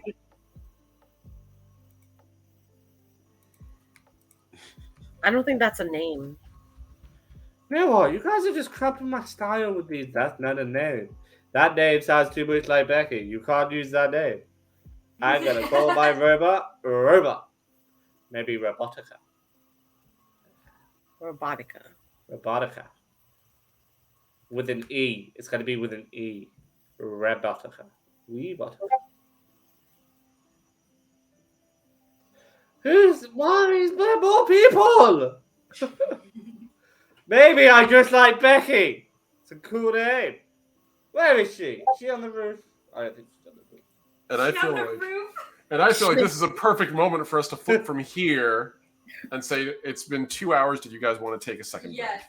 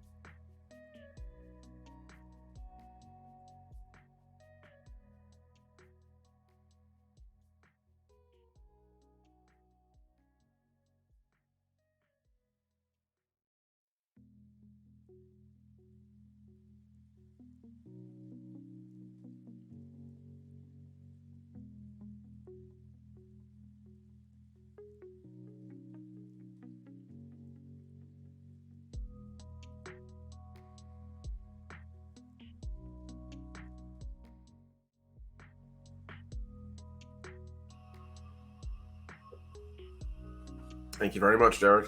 So, we're going to go back from the club where our group is consoling a visibly drunken Louis Vuitton and talking about, weirdly, the future of their fire team in a very strange, abstract, slightly drunken way. And we're going to go over to Becky. Becky, you're on the ship at the moment, I believe, correct? Yeah. Okay, cool. So, while you're on here, you are able to, you're kind of just vibing, more or less, in your room. And there is half of your chambers that you have built for this place. How do I describe this? The accommodations on your ship are Spartan, to put it nicely. Granted, you basically have the nicest suites out of everybody, so it's kind of like a one-bedroom studio apartment style thing, open concept, with a loft above where the bedroom is, and everything else below is kind of just where your little living room and business and office area is. So your bedroom is still yours, but below, where you normally have all your living space, there is this interweaving tangle of pipes and coolant and this terrifying black processor unit, and which occasionally glows like a dim pulse of like red or blue, depending on what setting it's currently at. And in your hand, you have this orb, this shining orb that you have brought with you that pulses occasionally with soft, warm energy, which you know contains the machine that has more or less chosen to be to work with you, chosen you as its operator. The rest of the crew has been very welcoming, very pleasant as you've been coming on board. They're largely professional. They don't get too cozy, but they immediately recognize you as a commanding officer, let you through. So you're alone in this chamber. And panicking. Becky is pacing back and forth with the orb. Eventually, Calcifer appears on the wall, and you can see like projected from one of the little side strips, one of the security strips along the wall. It's a little icon of a bright orange flame robot, a little bright orange flame-like hologram. And it sort of just asks the very simple question of you. Are you ready to begin? No, but let's do it anyway. Please insert the AI into the black box device. And you see like a little ring on the very top of it lights up. There's like a little tiny, like a trio of little grippy bits, like a little robotic hand there, soft pads to hold it. All right, she inserts it, pushes it back in. Yep, it just holds it there, Yeah. grabs it tight, and locks it in place. And as it does, there's Derek, were you saying something? No. Oh, okay. No! Curse! It's happened. The machine wraps its fingers around it and just gently squeezes until you can see the cushioning like is secured in place. It's like a rubberized grip. It slightly insets into the platform, and Calcifer watches and says, "Ready to begin security protocols." Begin. I will return if you require me. And there's a little wink as Calcifer disappears from the wall, and the entire chamber descends into a deep red light. There's a little icon in front of this machine that tells you that you are, in fact, secure at this moment. The chamber is now officially black boxed. And when you hold up your wrist link, there's no signal coming in around. Guess that means it's working. Okay, Becky will go to the center and sit down and wait for the program to initiate. It has. It's just it's waiting for you to tell it to to turn give it. on. Yeah. Okay, And otherwise, it sits inert. right. Well, then she'll give the command to turn it on. and activate. Okay. There's a brief flash of light, and eventually what appears is a slowly flickering, almost series of pixels that seem to be made out of light, but then begin to expand and unclick. So eventually you have this slightly pixelated, made out of the same sand as the sort of orb that you held, the same glass-like substance, this flickering, vaguely humanoid thing that turns to regard you with bright purple eyes. Eyes so bright on the edge of the violet spectrum that it starts hitting into ultraviolet black light territory, and a soft pulse of purple from its chest. Becky's going to, she'll say, I apologize for the precaution. Will you sit with me? Sitting is irrelevant. I am there. And it gestures down to the orb, which is just sort of sitting in the housing. Right? But is that what you want to do? You've commanded me to commune with you. I will. Proceed, user. Just like stuck up, like, okay. I need you to know I care about you, which is why I'm going to be honest and answer your questions as best I can. You need to know that the empire that you were born into no longer exists. There's a pause, and it processes, and then it slowly narrows its eyes. It's inevitable that the Imperial would evolve given time. It has been several thousand years, at least according to my brief ability to gaze at this night sky while I was used at last. This tells me that according to stellar drift, several millennia have happened. Inevitably, some things would change. The Atraxi destroyed the old Imperium. Do you understand what that means? Cocks its head. Destroyed. Atraxi. Define Atraxi. I don't recognize that term. I'm going to assume that Becky could locally keep files. Oh, yeah. About things. Okay, because this is definitely a problem. Your wrist link is in airplane mode, basically, Okay. as is anything in this room. Like, this is a closed black box. Any data that's within it stays within it, but it's here. Yeah. So So that would definitely be a subject that she knew she would have to bring in. So she's going to bring it up on her wrist link and allow him access so he can read what he needs. oh boy. Okay. This is one of those moments where I normally don't have something prepared for it, but okay. Oh no! It's all right. No, it's fair. This is a thing that was going to come up, and I'm pretty sure I have the art somewhere. Oh, the Atraxi, yes. Yes. Okay, I thought you meant like the AI was immediately going to attack me. I was like, No, you'd be dead. We wouldn't be having a conversation right now. So, well, I don't think I need to pull punches with that. It would absolutely reduce you to dust. Okay. So, you pull up the image, and I assume there's also a file attached to it describing what they are. Yes. There is a brief flicker. Its eyes go from purple to a soft green as it processes for a moment. And it's a moment. It's a second, which for an AI could be decades. It is a lot. And it glares down at you, and its eyes narrow. You can fact check this once we're out of here. But right now we're in a precaution because we don't know what to expect. So my makers, my creators, my people were killed by a parasite? Close enough, yes. Along with many other civilizations.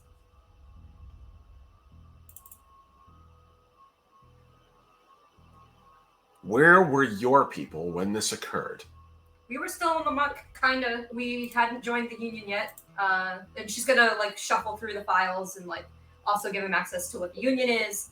As you're shuffling through, it extends a hand, and the little like pixelated glass cubes extend quickly with this little sound as it approaches. And eventually, it just touches your wristling, and your wristling begins to rapidly flicker as it accesses its online file, as it accesses its offline files, and it basically just reads the whole thing like an encyclopedia in seconds. You see all the images like literally rotate so quickly, your wristling gets hot, Ow, ow, ow, ow, and ow. it eventually stops. Okay. It cools down after it like a second of it flipping through, and retracts its hand.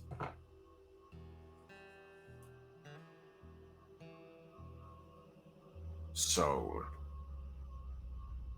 if that's the case, why are you Anazali? I am human as far as I know. I actually do not understand why you identify me as an Azali, but maybe we have some type of genetic marker that's similar. It holds up. It sort of floats backwards for a moment, and its eyes are glowing red at this point. And it projects a perfect image of you biologically in front of you. And it's just like a normal image of you. Like it doesn't know about concepts of like it doesn't know concepts of just nudity or anything. So it's an anatomic image. Boobs. Which it then explodes into literally layer after layer as it pulls skin, muscle, bone, organ systems, everything, your nervous system, into an exploded view of the human anatomy. And it then zooms in super close to what appears to be your brain and to various brain cells. And then it zooms in even further to its genetic structure. Humans have a binary genetic structure. It is a binary helix. Your genetic structure has binary helixes, but then it gets to the very end where it notices there is a series of tags attached to it that do not conform to the usual genetic structure. That's new. That is not new. Genetic alteration leaves genetic scarring or editing. There would be original data occurring within your body. You would have healthy DNA to reference. You have no healthy DNA to reference. This is your genetic structure, as you were born and as you are now. And these tags at the very end are the same tags that govern intellect and spatial temporal processing in the Anazali. You are, by all effects, Anazali in mind, if your body is different. So why are you Anazali? What did you do to my people? I didn't do anything. I was physically not born during the downfall of the Empire.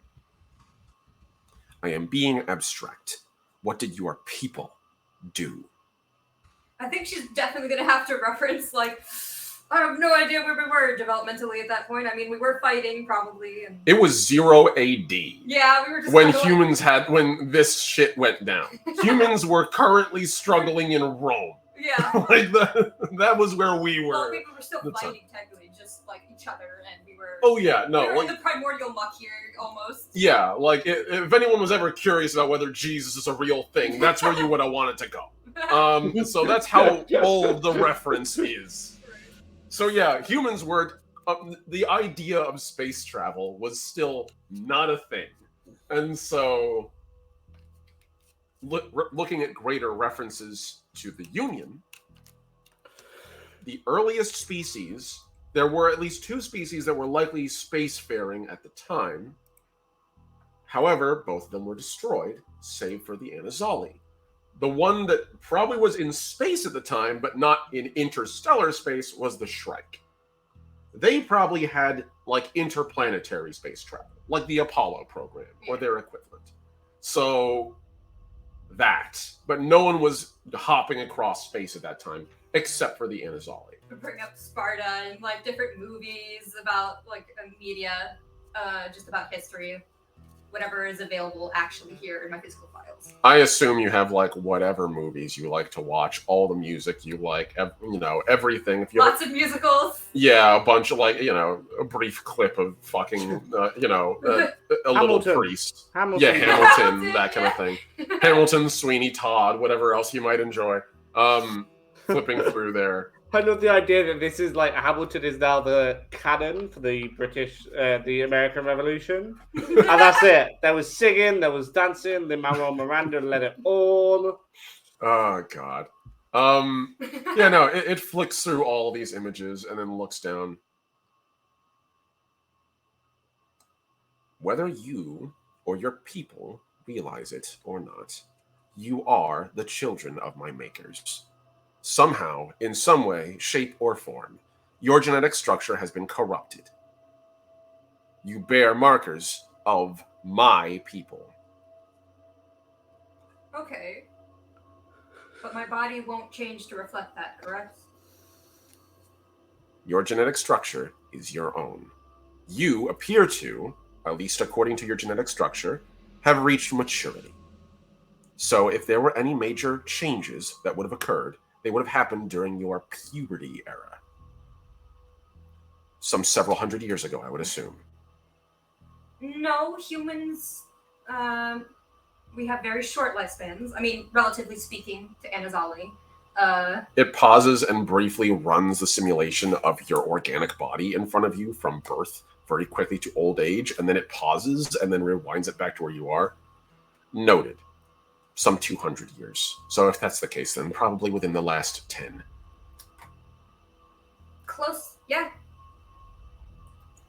I think you're smart enough to figure out, I guess I should say, you know best what you want, but we would really like your help for a variety of reasons. One of my goals would be finding the Anazali homeworld, which was lost. It locks its eyes on you lightning fast, and its eyes are bright red. You would help me find the Imperial's throne. The Anazali homeworld, yes. I would recover, yes. Would you be willing to reestablish the Imperial then? Not exactly the way it was before.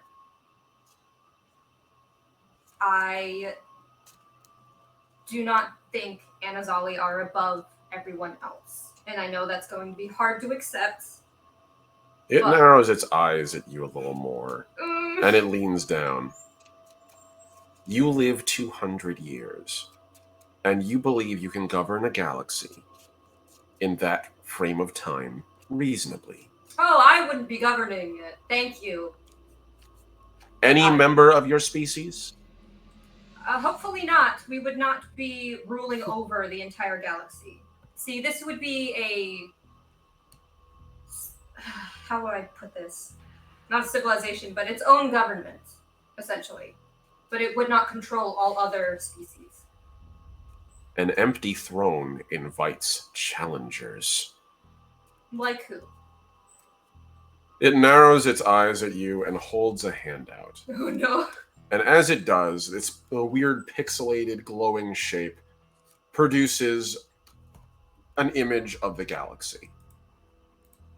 It's older than the one you recognize, but it's the same shape. It's clearly the Milky Way. And as it zooms out, it shows the entire galaxy highlighted in different colors, each star unique. And eventually, the colors begin to coalesce and form into blocks of color. Almost like boundaries or borders. The Anazali were not the first to conquer the galaxy. Prior to them, the galaxy was ruled by sector lords. This is the term my people gave them, not theirs. They ruled the galaxy like fiefdoms.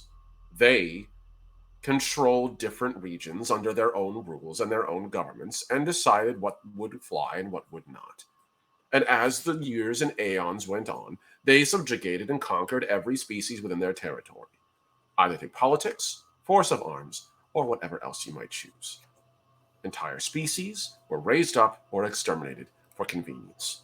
My species, the Anazali, slowly rose to prominence, and as they did, they overthrew the sector lords and took their throne.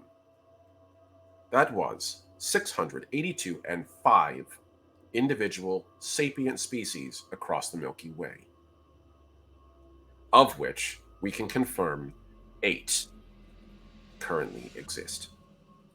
That will not stay the same. Give it 4,000 years, and you will be drowning in sapience seeking to control your galaxy. That's what the union's for. And how long until your union falls? Well, we're still working on it, so hopefully it'll last long enough as it needs to. It'll change the way people do. Your reasoning seems blasé and flippant. I think you lack experience. I lack experience. And it steps off the podium onto the ground. It's like, in front yeah, of you you. have to get to know people. You have to try and understand them, and maybe you'd actually understand where I'm coming from. I served the Imperial for 1,700 terrestrial years by your calendar. Which has failed.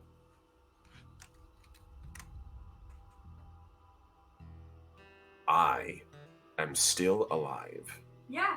And so long as I live, a part of the Imperial does too. By your logic, it hasn't fallen yet. You are one of the last remaining parts of the Anazali legacy. Are you going to make it a good one?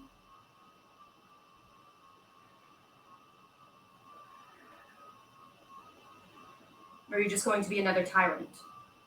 That history will forget in another 2,000 years. It slowly leans back. I will measure my response. I have time. More than you do. I do. And whenever you come to an answer, if you ever want to share it, I'm here to listen. You are still my designated user, for lack of another Anazali operative higher within the Imperial. And your gene song indicates some degree of authority or command. I will not break my oaths to my people, and whatever little bit of them lies within you. But do not attempt to cease me from my primary purpose. No, I'm not looking to end you by any means, otherwise you wouldn't be here. You You'd be wouldn't be able to, even if you wanted. If I find a way to restore the Imperial, I will. In the meantime, I will serve you until my directives change. Do we have an agreement, We Becky do. Booker? And she'll reach out a hand to shake. It's a Earth custom. I recognize it. It extends a hand to you, and as you shake it, it's like shaking the edge of a knife. Every particle of its body is sharp. It slowly retracts its hand. You gotta work on that handshake. I don't see the purpose of altering myself for your comfort. Only your functional need. It retracts its hand into a fist and slowly steps back onto the plinth. That sounds like spite. We're gonna pin this. It turns to look at you. If I were to slow my processing down to your primitive biochemical speed, about 50 years has gone by since the beginning of this conversation for me. It is the only reason I am being so measured.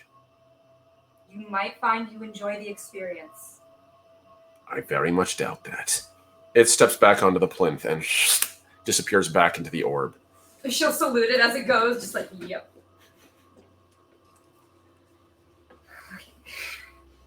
Then she'll walk out of the black box like, okay. The black box powers down, the entire room illuminates back up, and Calcifer pops back in with a very bright little shining fiery glow. How did your conference go, Becky Booker? It was informative. I have a lot of learning to do myself. As does everyone. I believe you did well based on internal camera records. Well done! And it literally makes this little floating fiery thumbs up as we flicker from this scene Aw. to later that day. So, I should say not only that day, but the next day. You all are gathered in an area right by where your ship is getting ready to launch, as it's all been finished and completed and ready to go. You've been given as much time as you'd like to spend do whatever you'd like on the mantle, see the sights, do whatever you wish, and get your equipment loaded on. Orin is currently standing at the edge of the platform with all of you in front ready to go on board. And he sort of holds out a single glass tablet to you all. Whatever you do, don't upload that onto any of your internal networks. Keep it in the tablet. If you want, destroy it if you'd like after its usage. But don't leave that data lying around. Contractual data is very, very carefully curated by the Voyager program, and the last thing I'd want is for you to get in trouble for something as stupid as bookkeeping.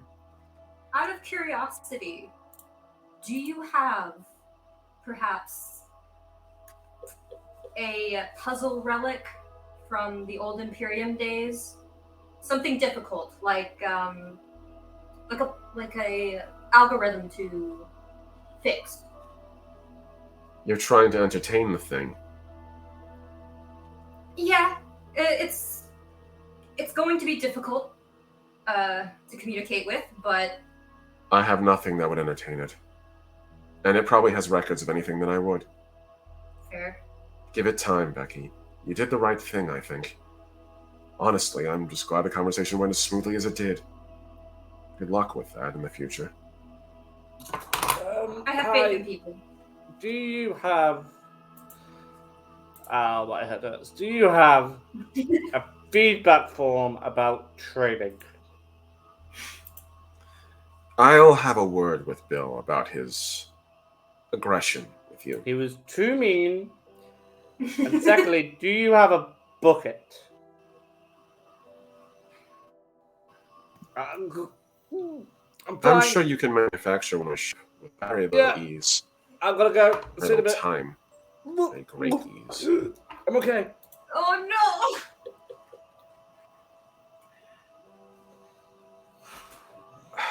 She's gonna synthesize because is there a food like a matter like a food? Sorry. Not here. You're on the. Okay. You're on like the deck. Oh, Like, no, you're no, like no, yeah. You're on the dock Okay. basically. There's like a medic for that if you want to get like anti-nausea medication. Yeah, probably. Okay, yeah. You need some they would give you like a little aspirin. tear-off pill. Some Yeah. coffee, you know. Yeah, our boy needs something to help spike him up a little bit. Your next mission, as far as I could find one for you that would work, if you don't mind me making a suggestion, would probably be best served here. And he holds out the tablet to you, Kushitaka. And on it, there is a world by the name of Verde. Verd, and then it's the AE that you occasionally see. This world is a relatively new colony world itself, not unlike Barreldyne. A little less aquatic, a little drier, but similar conditions. They reported a sighting of various artifacts that appear to match that of some ancient species, known by the others as the Verassi. Verassi are...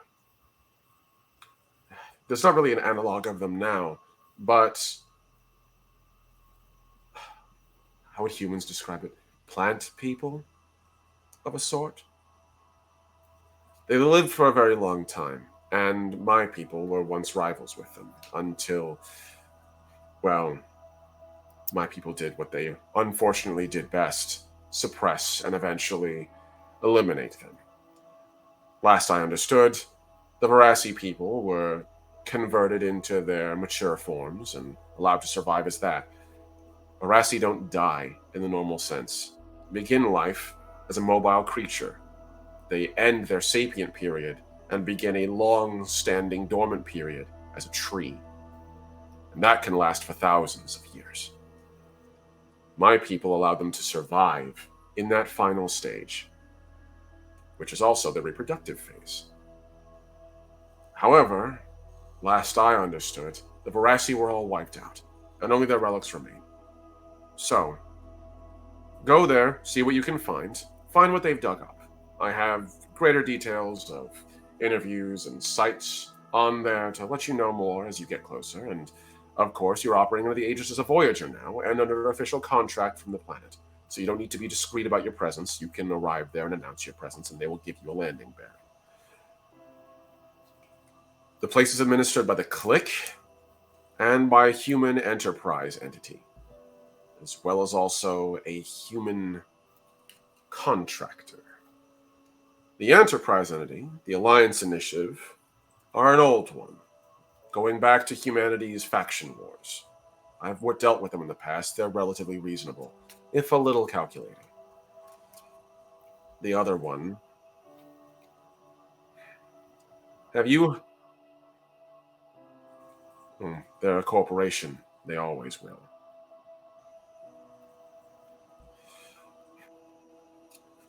Yes.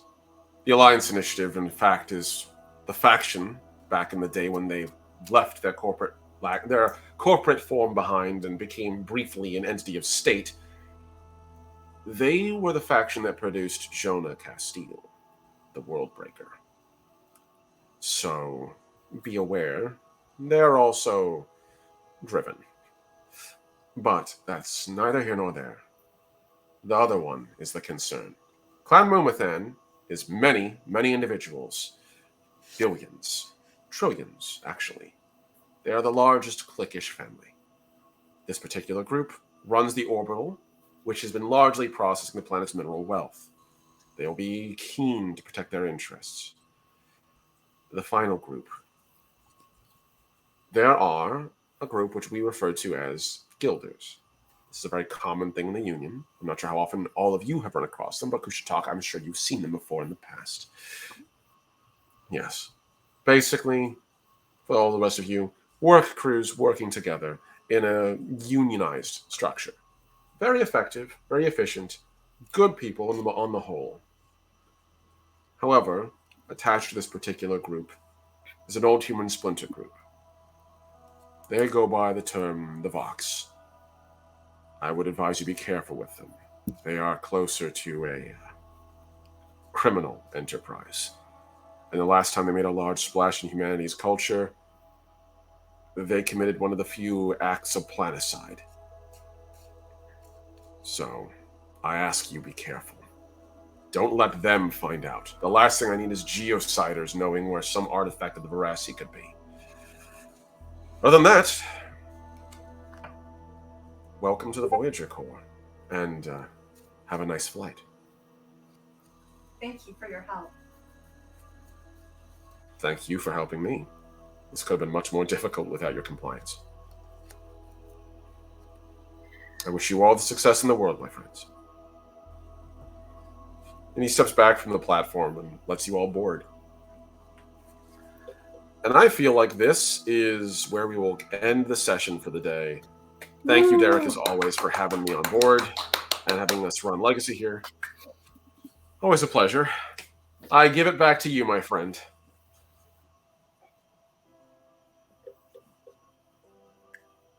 Thank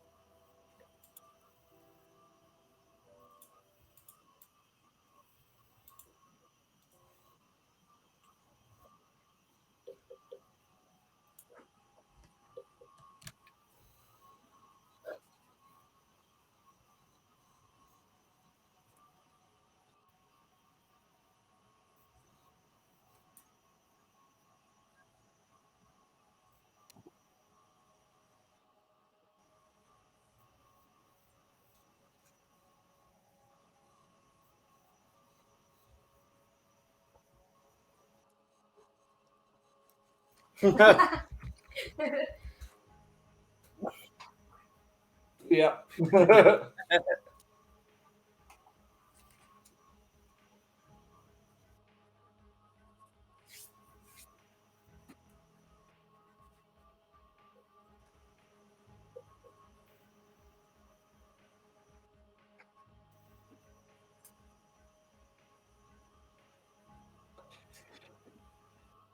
Hey guys, my name is Paul, aka Ampersand. I You can find me everywhere at AmSandy20 on Twitter, TikTok, and of course my own Twitch channel. You can find me next, Touchwood, because we keep having to cancel last minute, on Tuesday, where I run a Curse of Strahd game. They've just finished at the winery, I think. And now they're basically doing side plots. They're never speaking to Strahd ever again. Yeah, it's a good plan. They're just doing side plots until they level up. Yeah. But yeah, you can find me there. And then, as Derek said, I do have some amazing announcements coming towards the end of the month, which I believe will impact the TTRPG community in a big and hopefully positive way. But stay tuned for that. I was muted. Fuck. Yeah, apparently you were muted the whole time. Sorry, buddy. Well, it's a good thing Paul explained himself. Yeah. My bad. I was stroking everyone off. Yeah. Well, Paul, thank you for being here. Love you, buddy. Yeah, no, Appreciate you it's as always. JJ, what's happening? Hello, friends. I am JJ. I have been having a great time here. Let's see, what was I going to say? Oh, yes. You can find me over at Twitter at JJ_Cray as of right now. Got a couple other things in the works as far as social media, because we all know what's happening over at Twitter. Ha ha ha ha. Yeah. So, and let's see. So yeah, you can find me here every other Saturday, chilling with the homies, playing this cool ass legacy game where I get to play my Jelly Baby. Let's see. Mondays, currently you can catch me over at Girls Run These Worlds, where we are doing our Lord of the Rings campaign, season 2. Come laugh on my barbarian. She's really funny. Let's see, what else? And then every other Tuesday, you can find me over at Tale from the Table Studios, where I am playing Crime Solvers Anonymous, which is a Monsters of the Week campaign. And we basically play adults who were once kid detectives, and now we're on a new mystery. So that's a lot of fun. Not as dark as we're supposed to be making it, but we're trying. We're really trying. She's like, I want this to be dark. And we're like, okay. And then every 5 minutes we're making jokes, and our characters are ridiculously hilarious and stupid. But we're trying. And let's see. Tomorrow at 4 p.m. Eastern, you can catch me as I am off of hiatus from the Tasty Tavern, which is my TTRPG cooking stream. And tomorrow's theme is a Call of Cthulhu themed. So that means I am making ceviche. Woo! So Nice. Hell yeah. So it's going to be a good time. So I think that is all for me. Thank you, everybody who came, showed your support. We love you. And I love my players and my Thank you, girl. DM. Thank you. Thank you. Thank you, JJ. Love you, girl. Thank you for being here. Omni. Oh, sorry. I don't mean to skip over Bond. Bond, No, what's you're happening? Good. No, you're good. You go ahead. All right. You know what we can do it as a duo. There you go. Bon is my incredible girlfriend and amazing being partner. I'm genuinely happy to have her on board, and we wouldn't be able to do. I wouldn't have been able to do this without Bon helping support me and also encouraging me and all the other wonderful things she does. This game is a love letter to everyone who I've ever known, who's been friends and supportive of me, and knows what part of that is Bon. So thank you very much. To everyone else out there, hello and welcome. I'm the last Omnitect, your favorite robot American. You guys can catch me on my own Twitch channel, twitch.tv/TheLastOmnitect, all one word. You can catch me at Twitter, same handle, TheLastOmnitect, all one word. I'm working on possibly a Threads. We'll see about that. I'm not saying anything yet because I'm still measuring how much data I want Mark Zuckerberg to have in my life, and I've already got Instagram, so it's not kind of a wash. Yep. I've also got working on Blue Sky. When it happens, it happens. It's blue sky. It's crapshoot. It's like winning the lottery. And in the meantime, I'm still on that sinking ship that's Twitter. That our end of the Titanic hasn't sunk under the water yet, and I'm still drawing air. So keep an eye out for me over there. You guys can catch me on my own Twitch on Wednesdays, Thursdays, and Saturdays. And if not, on my channel here on DMDM Studios, running one of my 3 actual plays, Legacy First Flight, our Fast and Light Tale in the World Tomorrow, which you guys are right here for.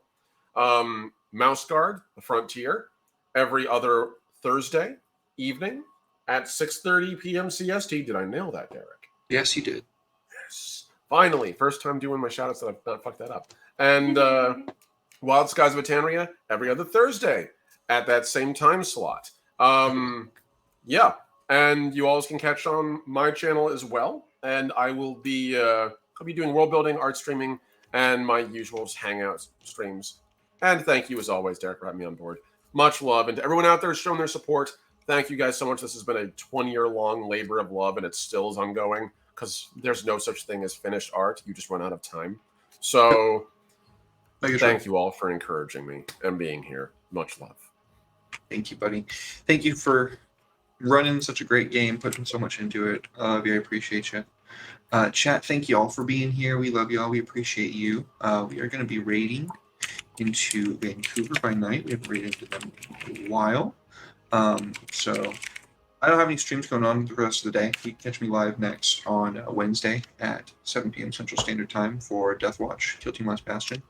We're in the shit, and it's a good time. I say that all the time because we're always in the shit in the show because it's Warhammer 40k. That's kind of the nature of the beast. At any rate, Thursday, we have a one-shot hosted by Alakazam in the universe of the 41st millennium. So looking forward to that. It's going to be a really good time. And then on Friday, we are back with Darker Stars. So, hell yeah. I will catch you guys later. I'm tired.